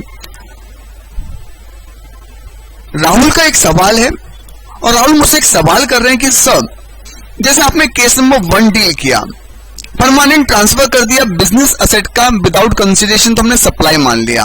अब सप्लाई मान लिया तो जीएसटी चार्ज करेंगे? बिल्कुल। इसी तरीके से इनका कहना है कि पॉइंट नंबर बी में भी हम लोग क्या कर रहे हैं, डिस्टिंक्ट पर्सन को सप्लाई कर रहे हैं, रिलेटेड पर्सन को सप्लाई कर रहे हैं, तो हमने इसको सप्लाई मान लिया। ठीक है, सप्लाई मान लिया तो जीएसटी चार्ज करेंगे? बिल्कुल करेंगे। पर इनका एक कंसर्न है कि सर यहाँ पर जीएसटी जो चार्ज करेंगे वो किस अमाउंट पर चार्ज करेंगे, क्योंकि कंसिडरेशन तो यहाँ पर है ही नहीं, अमाउंट तो यहाँ पर है ही नहीं, तो आखिर किस पर जीएसटी चार्ज किया जाए, यही सवाल है ना बेटा। तो उसकी चिंता आप मत करो, सरकार ने वैल्यूएशन रूल्स बनाए हुए हैं, डिटर्मिनेशन ऑफ वैल्यू रूल्स, और उन वैल्यू रूल्स में बताया गया है कि अगर हम लोग कोई ट्रांजैक्शन वैल्यू इन्वॉल्व नहीं है तो ऐसे केस में हम लोग अपने जो कंसिडरेशन है उसको किस तरीके से डिटरमाइन करेंगे, तो वो हम लोगों को वैल्यूएशन रूल को रेफर करना पड़ेगा, और जो वैल्यूएशन रूल्स में हमें तरीका बताया गया है यहाँ पर, हम उसको कंसिडर कर चलेंगे। तो यहाँ पर क्या हो जाएगा बेटा, वैल्यूएशन रूल्स का रेफरेंस ले लेंगे जब जीएसटी चार्ज करने की बात करेंगे। तो अभी मैं क्या पढ़ा रहा हूं, सप्लाई है या नहीं है। सप्लाई है, ठीक है। अब बात आएगी कि जीएसटी चार्ज करो, किस वैल्यू पे चार्ज करो, तो हम लोग एक चैप्टर पर जाएंगे, वैल्यू ऑफ सप्लाई। तो उस बात पर वहां पर हम लोग बात कर लेंगे कि वैल्यू ऑफ सप्लाई क्या होगा, क्या नहीं होगा। ठीक है, तो हम लोग बात कर रहे हैं आप लोगों के सिंपल से एग्जाम्पल पर। ठीक है, तो मैंने एग्जाम्पल के माध्यम से आपको समझा दिया कि अगर सप्लाई ऑफ गुड्स और सर्विस है बिटवीन डिस्टिंक्ट पर्सन और रिलेटेड पर्सन तो सप्लाई माना जाएगा, अगर वो इन द कोर्स और फर्दरेंस ऑफ बिजनेस है। पर उन्होंने एक बात बोली, एक्सेप्ट। एक्सेप्ट मतलब छोड़कर, मतलब कहीं ना कहीं अब जो सप्लाई हो रही है वो आपके रिलेटेड पर्सन के बीच में है, आपके डिस्टिंक्ट पर्सन के बीच में है, पर हम उसको सप्लाई कंसीडर नहीं करेंगे। और उन्होंने क्या कहा कि अगर एम्प्लॉयर अपने एम्प्लॉय को कोई भी गिफ्ट देता है, अभी हम लोगों ने, मैंने आपको बताया ना कि एम्प्लॉयर और एम्प्लॉय जो है वो भी क्या होते हैं, आप लोग के रिलेटेड पर्सन माने जाते हैं। तो अगर कोई एम्प्लॉयर एम्प्लॉय को गिफ्ट देता है और इन ए फाइनेंशियल ईयर गिफ्ट देता है, एक टाइम वन टाइम गिफ्ट की बात नहीं कर रहा हूं, वन टाइम गिफ्ट की बात नहीं कर रहा हूं, वन टाइम गिफ्ट की बात नहीं कर रहा हूं, पूरे फाइनेंशियल ईयर में दिए गए गिफ्ट की बात कर रहा हूं। तो एम्प्लॉयर अगर गिफ्ट देता है एम्प्लॉय को, वो भी एक फाइनेंशियल ईयर में, और जो आपकी वैल्यू है वो डजंट एक्सीड, जो आपकी वैल्यू है वो डजंट एक्सीड ₹50,000, 50,000 रुपीज से ज्यादा नहीं है, 50,000 रुपीज से ज्यादा नहीं है। तो ऐसे केस में क्या होगा, 50,000 रुपीज से अगर ज्यादा नहीं है तो ऐसे केस में क्या होगा, तो ऐसे केस में बेटा हम इसको सप्लाई नहीं मानेंगे। अब ध्यान देने वाली बात है, सप्लाई केवल कब नहीं माना जा रहा है, जब आपकी वैल्यू 50,000 रुपए से ज्यादा नहीं है। इसका मतलब अगर 50,000 रुपए और उससे ज्यादा है तो फिर हम इसको क्या करेंगे, सप्लाई मानकर चलेंगे। फिर हम इसको क्या करेंगे, सप्लाई मानकर चलेंगे। 50,000 रुपए से ज्यादा नहीं है, 50,000 रुपए है या उससे कम है तो सप्लाई नहीं है। अगर 50,000 से ज्यादा की वैल्यू तो फिर उसको सप्लाई माना जाएगा। तो ये एक एक्सेप्शन है। शेड्यूल 1 दो एक्टिविटी करा चुका हूं। पहली एक्टिविटी, अगर आप कोई भी बिजनेस असेट का परमानेंट ट्रांसफर करेंगे, अगर आप उस असेट पर इनपुट टैक्स क्रेडिट ले चुके हो तो वो क्या होगा, सप्लाई माना जाएगा, भले ही कंसिडरेशन ना हो। नंबर 2, अगर आप कोई डिस्टिंक्ट पर्सन या फिर रिलेटेड पर्सन के बीच में कोई भी ट्रांसफर करेंगे, गुड्स का, सर्विस का, बोथ का, तो इन द कोर्स और फर्दरेंस ऑफ बिजनेस उसको हम लोग सप्लाई मानकर चलेंगे, फिर भले ही वहां पर कंसिडरेशन ना हो, कोई फर्क नहीं पड़ता। डिस्टिंक्ट पर्सन हम लोग जानते हैं कि जब एक व्यक्ति के एक से ज्यादा रजिस्ट्रेशन होते हैं तो उसको हम लोग क्या बोलते हैं, आपके डिस्टिंक्ट पर्सन बोलते हैं। रिलेटेड पर्सन की डेफिनेशन में कुछ बातें मैंने बता दी कि एक व्यक्ति का अगर दूसरे व्यक्ति से कोई कनेक्शन है, कंट्रोल है, तो उसको रिलेटेड पर्सन बोलेंगे। और अब मैं आ जाता हूं तीसरे पॉइंट पर जहां पर विदाउट कंसिडरेशन इस एक्टिविटी को क्या होगा, सप्लाई माना जाएगा। और पॉइंट नंबर सी में हम लोग बात करते हैं, अगर आप, जैसे आप लोग कई जगह पढ़ते होंगे, जब आप लोग फाउंडेशन में रहे होंगे तो आप लोगों ने शायद कंसाइनमेंट पढ़ा होगा। और कंसाइनमेंट में क्या होता था कि जो एक कंसाइनर होता था, एक कंसाइनी होता था। कंसाइनर सामान को परचेज करता था, उस सामान को परचेज करने के बाद में सप्लाई कर देता था अपने एजेंट, जिसको हम कंसाइनी भी बोलते थे। और कंसाइनी उसको कंसाइनर के ब्याह पर सेल करता था और जो भी कमीशन होता था अपना वो काट कर बाकी पैसा भेज दिया करता था। तो ऐसे केस में कंसाइनर जब अपने कंसाइनी को सामान भेज रहा है तो ऐसे में क्या कुछ कंसिडरेशन मिलेगा? नहीं, वो तो बाद में मिलेगा जब सामान बिक जाएगा। तो ऐसे केस में उन्होंने कहा कि अगर कोई भी प्रिंसिपल अपने एजेंट को या फिर एजेंट अपने प्रिंसिपल को कोई भी सप्लाई करता है, सप्लाई भी किसकी, ऑफ गुड्स, तो हम ऐसे में इसको क्या करेंगे, हम इसको सप्लाई मानकर चलेंगे, इवन इफ विदाउट कंसिडरेशन। तो supply of goods by agent to principal और प्रिंसिपल टू हिज एजेंट आप लोगों का सप्लाई माना जाएगा, इवन इफ विदाउट कंसिडरेशन। ठीक है, इसमें कुछ ऐसा खास समझाने वाला नहीं था। और डी पॉइंट पर आ जाते हैं। और डी पॉइंट पर अगर आप लोगों से बात करूं तो यहां पर बात हो रही है किसकी, इंपोर्ट ऑफ सर्विस की। अब आप मुझे बोलोगे कि इंपोर्ट ऑफ सर्विस तो हम लोगों ने थोड़ी देर पहले सेक्शन 7 सबसेक्शन 1 क्लॉज बी में डिस्कस किया। बेटा बिल्कुल किया, पर आप बात भूल गए। सेक्शन 7 सबसेक्शन 1 क्लॉज बी में जब हम इंपोर्ट ऑफ सर्विस की बात कर रहे हैं तो वहां पर हम लोग import of service for consideration की बात कर रहे हैं, फॉर कंसिडरेशन की बात कर रहे हैं। पर जब शेड्यूल 1 में बात हो रही है तो डेफिनेटली यहां पर फॉर कंसिडरेशन नहीं है, यहां पर विदाउट कंसिडरेशन की बात हो रही है। तो import of service with consideration, for a consideration तो सप्लाई है ही है, पर अगर इंपोर्ट ऑफ सर्विस आप विदाउट कंसिडरेशन करोगे तो भी ये क्या होगा, विदाउट कंसिडरेशन करोगे तो भी क्या होगा, सप्लाई होगा। तो इसको भी हम लोग सप्लाई मानेंगे। पर यहां पर कंडीशन है, ये इंपोर्ट ऑफ सर्विस पता है किससे होना चाहिए, from related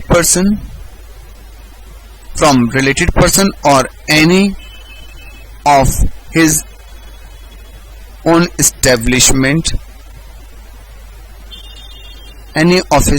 establishment, outside India, अपने ही किसी एस्टेब्लिशमेंट आउटसाइड इंडिया से अगर इंपोर्ट ऑफ सर्विस करेगा और वो भी इन द कोर्स और फर्दरेंस ऑफ बिजनेस करेगा तो हम उसको क्या करेंगे, सप्लाई मानकर चलेंगे। इंपोर्ट ऑफ सर्विस यहां पर स्पेसिफिक है, किससे होनी चाहिए, रिलेटेड पर्सन या अपने ही किसी एस्टेब्लिशमेंट से होनी चाहिए आउटसाइड इंडिया से, और in the course of furtherance of business होनी चाहिए। मैं अगर आपको सेक्शन 7 सबसेक्शन 1 क्लॉज बी और जो शेड्यूल आप लोगों का 1 है उसके अगर क्लॉज नंबर जो 4 है, पॉइंट नंबर 4 है, डी है, उससे मैं अगर डिस्कस कंपैरिजन करना चाहूं तो कंपैरिजन कर सकता हूं। यहां पर कंसिडरेशन होता था, यहां पर कंसिडरेशन होना चाहिए था, यहां पर विदाउट कंसिडरेशन भी होगा तो भी हम लोग क्या करेंगे, हम इसको सप्लाई मान रहे हैं। कंफ्यूज ना हो इसलिए मैं आपको कंपैरिजन करवा रहा हूं। वहां पर from import from any person, आप वहां पर इंपोर्ट किसी भी व्यक्ति से कर सकते हो, वहां पर आपकी कोई भी रिस्ट्रिक्शन नहीं थी, वहां पर ऐसा नहीं लिखा है कि फ्रॉम रिलेटेड पर्सन, और जबकि यहां पर आपको इंपोर्ट जो करना है वो किससे करना है, import from related person, import from related person होना चाहिए, और ओन इस्टेब्लिशमेंट, शॉर्ट में लिख देता हूं, ओन इस्टेब्लिशमेंट से, तभी इसको हम लोग शेड्यूल 1 में क्या कर रहे हैं, कवर कर रहे हैं। वहां पर वेदर और नॉट इन द कोर्स और फर्दरेंस ऑफ बिजनेस, कंसिडरेशन होना चाहिए था, पर इन the course of furtherance of business ना हो, कोई दिक्कत नहीं, पर यहां पर उन्होंने कहा क्या कहा, इन द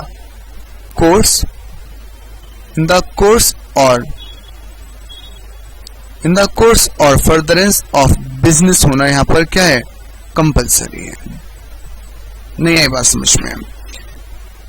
यहां पर सेक्शन 7 सबसेक्शन 1 क्लॉज बी में आप लोगों से बोला जा रहा था कि it must be for consideration, पर शेड्यूल 1 विदाउट कंसिडरेशन जो एक्टिविटी सप्लाई मानी जाती है उनकी बात करता है। यहां पर आपको कुछ ऐसा नहीं बोला गया कि import of service from this person होना चाहिए, तो यहां पर किसी से भी इंपोर्ट कर रहे हो वो आपका क्या होगा, सप्लाई माना जाएगा, पर यहां पर आपका इंपोर्ट किससे होना चाहिए, रिलेटेड पर्सन, अभी आपने ही किसी एस्टेब्लिशमेंट से। यहां पर आपको जो इंपोर्ट किया है वो आपके चाहे फिर बिजनेस में हो या ना हो कोई फर्क नहीं पड़ता था, पर यहां पर इन द कोर्स और फर्दरेंस ऑफ बिजनेस होना जरूरी है। कंपैरिजन करें तो एक बात निकल कर आ रही है, अगर कंसिडरेशन है तो बिजनेस की जरूरत होने की जरूरत नहीं है, और अगर इन द कोर्स ऑफ बिजनेस होना चाहिए तो फिर कंसिडरेशन होने की जरूरत नहीं है। किसके केस में, इंपोर्ट ऑफ सर्विस के केस में। तो इंपोर्ट ऑफ सर्विस को हम लोग सप्लाई मानकर चलते हैं दो तरीके से, अगर कंसिडरेशन है तो भी और कंसिडरेशन नहीं है तो भी, ठीक है। तो ये आपकी 4 एक्टिविटी थी। 4 एक्टिविटी को फटाफट एक साथ मेरे साथ रिवाइज करेंगे। चारों एक्टिविटी में सबसे पहले लिखा हुआ है, चारों एक्टिविटी में सबसे पहले लिखा हुआ है आप लोगों का permanent transfer of business asset, बस इनपुट टैक्स क्रेडिट ले लिया हो। Number 2, distinct person related person के बीच में अगर सप्लाई ऑफ गुड्स और सर्विस और बोथ किया जाएगा इन the course of furtherance of business, supply मानकर चलेंगे। बस अगर एम्प्लॉयर अपने एम्प्लॉय को गिफ्ट देता है, एक फाइनेंशियल ईयर में देता है, वैल्यू 50,000 से ज्यादा नहीं है तो सप्लाई नहीं मानेंगे। तीसरे केस में principal to agent, agent to principal, और नंबर 4 केस में इंपोर्ट ऑफ सर्विस, और वो भी किससे, अपने किसी रिलेटेड पर्सन, अपने किसी एस्टेब्लिशमेंट से आउटसाइड इंडिया से, पर वो केवल इन द कोर्स और फर्दरेंस ऑफ बिजनेस होना जरूरी है। ये 4 एक्टिविटी हो गई। रिवाइज करने में 1 मिनट नहीं लगा, अब समझने में हम लोगों को काफी टाइम लग गया था, तो शेड्यूल 1 यहाँ पर क्या होता है, खत्म हो जाता है।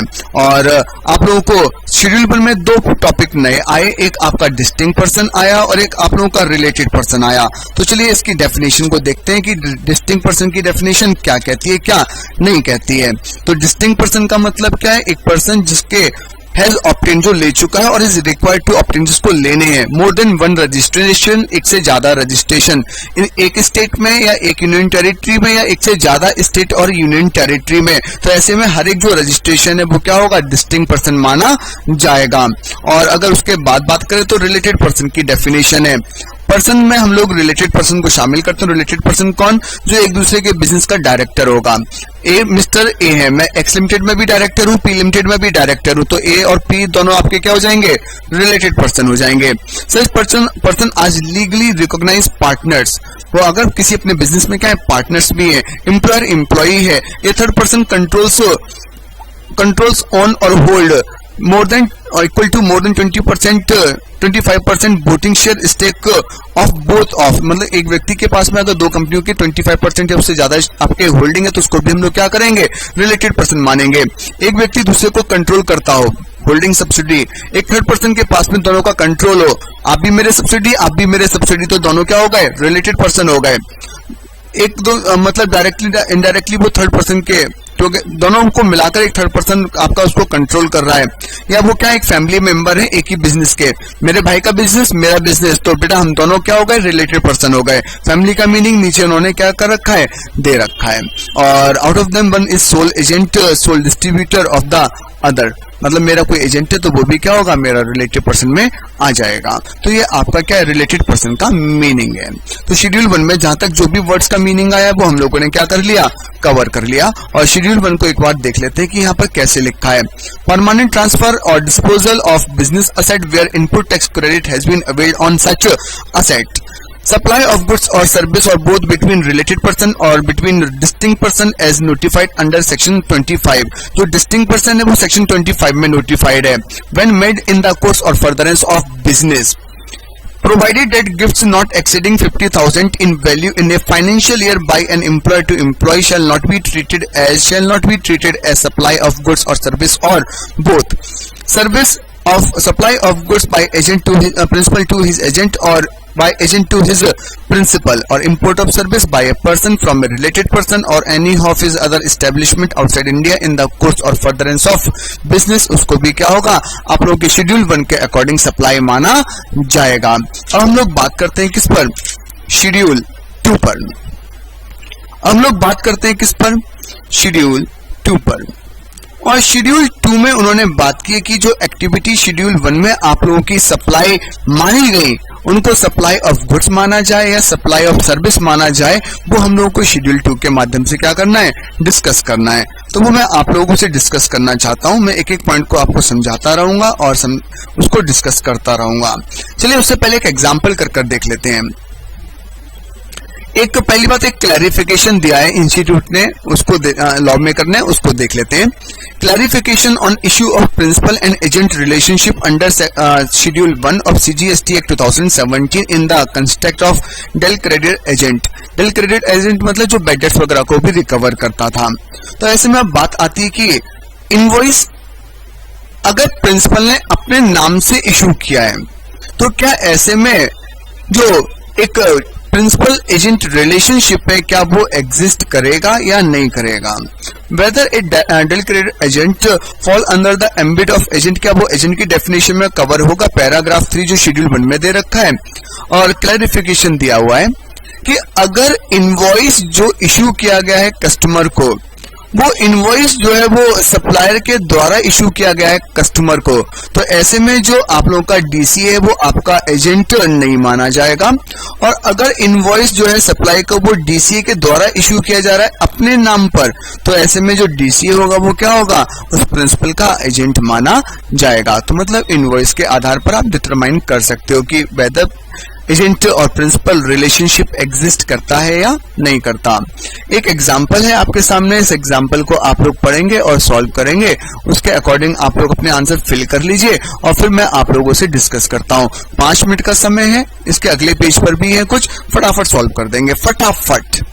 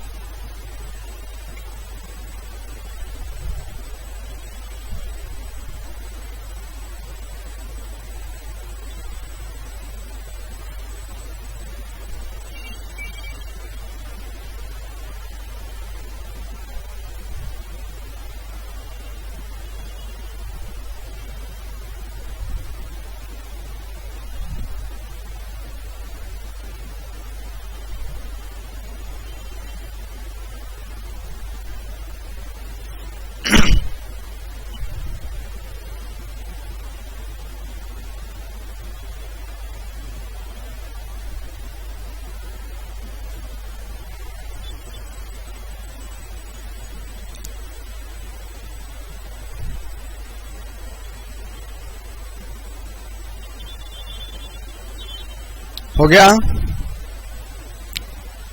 नहीं, फटाफट करो।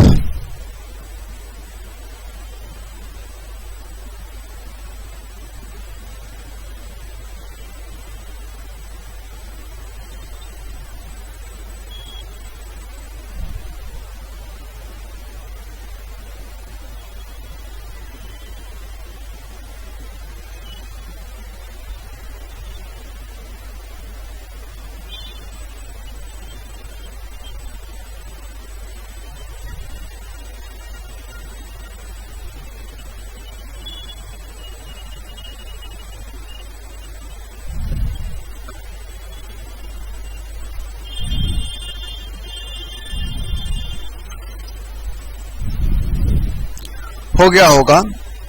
इससे ज्यादा टाइम दे पाना पॉसिबल नहीं है, केवल मैंने समझा इतना डिटेल में दिया कि आपको केवल पढ़ते पढ़ते क्या करना था, आंसर करना था। तो फटाफट बात करते हैं। कोई वीर लिमिटेड एक डीलर है कार का, उसने कार को बेचा अपने कस्टमर्स को, बताओ सप्लाई है या नहीं है? तो यस सप्लाई है, क्योंकि यहाँ पर आप बिजनेस में है और आपका कंसिडरेशन भी है, सप्लाई भी है और in the course of furtherance of business भी है। ऐसा करते हैं, यहाँ पर लिखते हुए चलते हैं, यहाँ पर लिखते हुए चलते हैं कि अगर सप्लाई है तो ये फिर सप्लाई किस प्रोविजन के अकॉर्डिंग है? तो सेक्शन 7 सबसेक्शन 1 क्लॉज ए के अकॉर्डिंग इसको हम सप्लाई मानकर चलेंगे। Yashoda charitable trust organise a free health checkup to poor. अब देखो जब फ्री ऑफ कॉस्ट की बात आ जाती है, फ्री की बात आ जाती है, तो क्लॉज ए और बी तो लग नहीं सकता, क्योंकि वहां पर दोनों जगह क्या पर है, क्या है, कंसिडरेशन की बात हो रही है। जब फ्री की बात आएगी तो मैं उसको डेफिनेटली रेफर करना पड़ेगा शेड्यूल 1 पर, और शेड्यूल 1 में 4 एक्टिविटी लिखी है, तो क्या वहां पर इस तरीके की किसी भी फ्री हेल्थ चेकअप की बात लिखी है? नहीं, तो फिर ये सप्लाई नहीं है। Neither cover in not cover in schedule 1। Sale of personal car by mister Armaan, नहीं, पर्सनल कार है, नॉट इन द कोर्स और furtherance of business. Mrs. Anjali received legal service for her personal purpose, not in the course of business. और किससे receive किया? And paid 1000 pound as a legal fees to Miss Purvi of Paris. Miss पूर्वी जो है वो Paris की है और मिस अंजलि उनसे लीगल सर्विस रिसीव करती है, तो उसका मतलब इंपोर्ट ऑफ सर्विस हो गया। क्या कंसिडरेशन है? हाँ है। और हमने जब बात की कि कंसिडरेशन होगा तो इन the course of furtherance of business नहीं चाहिए, तो यहाँ पर पर्सनल पर्पस के लिए भी है, तो भी क्या हो जाएगा? यस, इसको हम लोग सप्लाई मानेंगे। Section 7 subsection 1 clause B. Indra receive vastu consultancy services for his residence located at Bandra, Mumbai from his brother Mr. Subhash residing in Canada. Further, Miss Indra didn't pay any consideration for the said service. तो इन्होंने brother से service ली और कोई भी consideration पे नहीं किया। Consideration पे नहीं किया तो इसका मतलब कहां पर पहुंच गए हम लोग? विदाउट कंसिडरेशन शेड्यूल 1 में। और जो शेड्यूल 1 है वो तो कहता है कि आप अगर इंपोर्ट कर रहे हैं सर्विसेज को तो वो इन द कोर्स और फर्दरेंस ऑफ बिजनेस होना जरूरी है। पर यहाँ पर ये क्या है? आपने अपने रेजिडेंस के लिए लिया, पर्सनल पर्पस के लिए लिया, आपका ये सप्लाई नहीं माना जाएगा। Miss Kaushik received architect consultancy services from her business premises located at Delhi. ठीक है, business premises in the course of business है। From her brother Mr. अरमान, ठीक है, जो सिडनी में ऑस्ट्रेलिया में रहते हैं। उन्होंने फिर से कोई कंसिडरेशन पे नहीं किया। कंसिडरेशन पे नहीं तो शेड्यूल 1 के पास पहुंच गए। शेड्यूल 1 का इंपोर्ट ऑफ सर्विस हुआ। इंपोर्ट ऑफ सर्विस के केस में बिजनेस होना जरूरी है, तो यहाँ पर बिजनेस है, तो आपका क्या हो जाएगा? यस, आपका सप्लाई माना जाएगा शेड्यूल 1 के according. Mrs. Divya received legal services from her personal for her personal problem की जगह पर यहाँ पर केवल बिजनेस रहेगा। Business and paid 1000 pound as legal fees to miss Nidhi of Japan. तो ऐसे में क्या हो गया? बिजनेस के लिए ले रहे हैं और कंसिडरेशन है, तो कंसिडरेशन जब होता है तो इन द कोर्स और फर्दरेंस ऑफ बिजनेस होना ऐसा कोई जरूरी नहीं है। तो यस, आपका 7(1)(b). XYZ donated old laptop to charitable schools. When new laptops are purchased by business, an input tax credit has been availed by XYZ company on such laptop. Yes, business asset का transfer किया, donate कर दिया तो transfer कर दिया permanently, business asset थी और आपने इस पर क्रेडिट ले रखा है। एक cloth retailer gifts cloth from his business stock. Business stock मतलब फिर से बिजनेस असेट हो गई, to his friend free of cost. Input tax credit has not been availed on such stock. उस स्टॉक पर अभी तक इनपुट टैक्स क्रेडिट जो है वो लिया हुआ नहीं है, तो ऐसे में फिर ये आपका क्या होगा? सप्लाई नहीं माना जाएगा। Purvi Fabrics transferred 1000 shirts from his factory located in Kanpur. Kanpur yaho. To his retail showroom in Jaipur, Pink City, without consideration, so that the same can be sold from there. तो yes, miss पूर्वी का एक UP में business promises हो गया और एक राजस्थान में, तो हर एक प्रोमाइसिस के लिए रजिस्ट्रेशन लेना कंपलसरी होगा और ऐसे में दोनों क्या हो गए? डिस्टिंक्ट पर्सन हो गए और supply of goods between distinct person shall be treated as supply. Gift ₹46 no 50,000 तक हम लोग नहीं मानते। Gift by employer to employee 58 yes 50,000 से ज्यादा है। Transfer of goods by principal to his agent without consideration yes, ये भी आपका क्या होगा, शेड्यूल 1 के अकॉर्डिंग सप्लाई मान लिया जाएगा। इतनी बात में कोई दिक्कत नहीं। तो यहाँ पर हम लोगों ने सप्लाई का मीनिंग सीखा, पहले गुड्स का मीनिंग, सर्विस का मीनिंग, गुड्स में कंपोनेंट आया, एक्शनेबल क्लेम, मनी, उसका मीनिंग सीखा। उसके बाद में हम लोग आगे बढ़े, हम लोगों ने सप्लाई का मीनिंग सीखना शुरू किया, कंसिडरेशन वर्ड बीच में आया, उसका मीनिंग सीख लिया। शेड्यूल 1 पर आए, शेड्यूल 1 सीखा, वहां पर हमारे डिस्टिंक्ट पर्सन, रिलेटेड पर्सन का बीच में मीनिंग आया, हमने उसके मीनिंग को भी क्लियर कर लिया। अब हम लोगों को बात करनी है शेड्यूल 2 पर। तो शेड्यूल 2 पर हम लोग बात करते हैं अगली क्लास में। तो मिलते हैं अगली क्लास में। Till then have a good time, take care.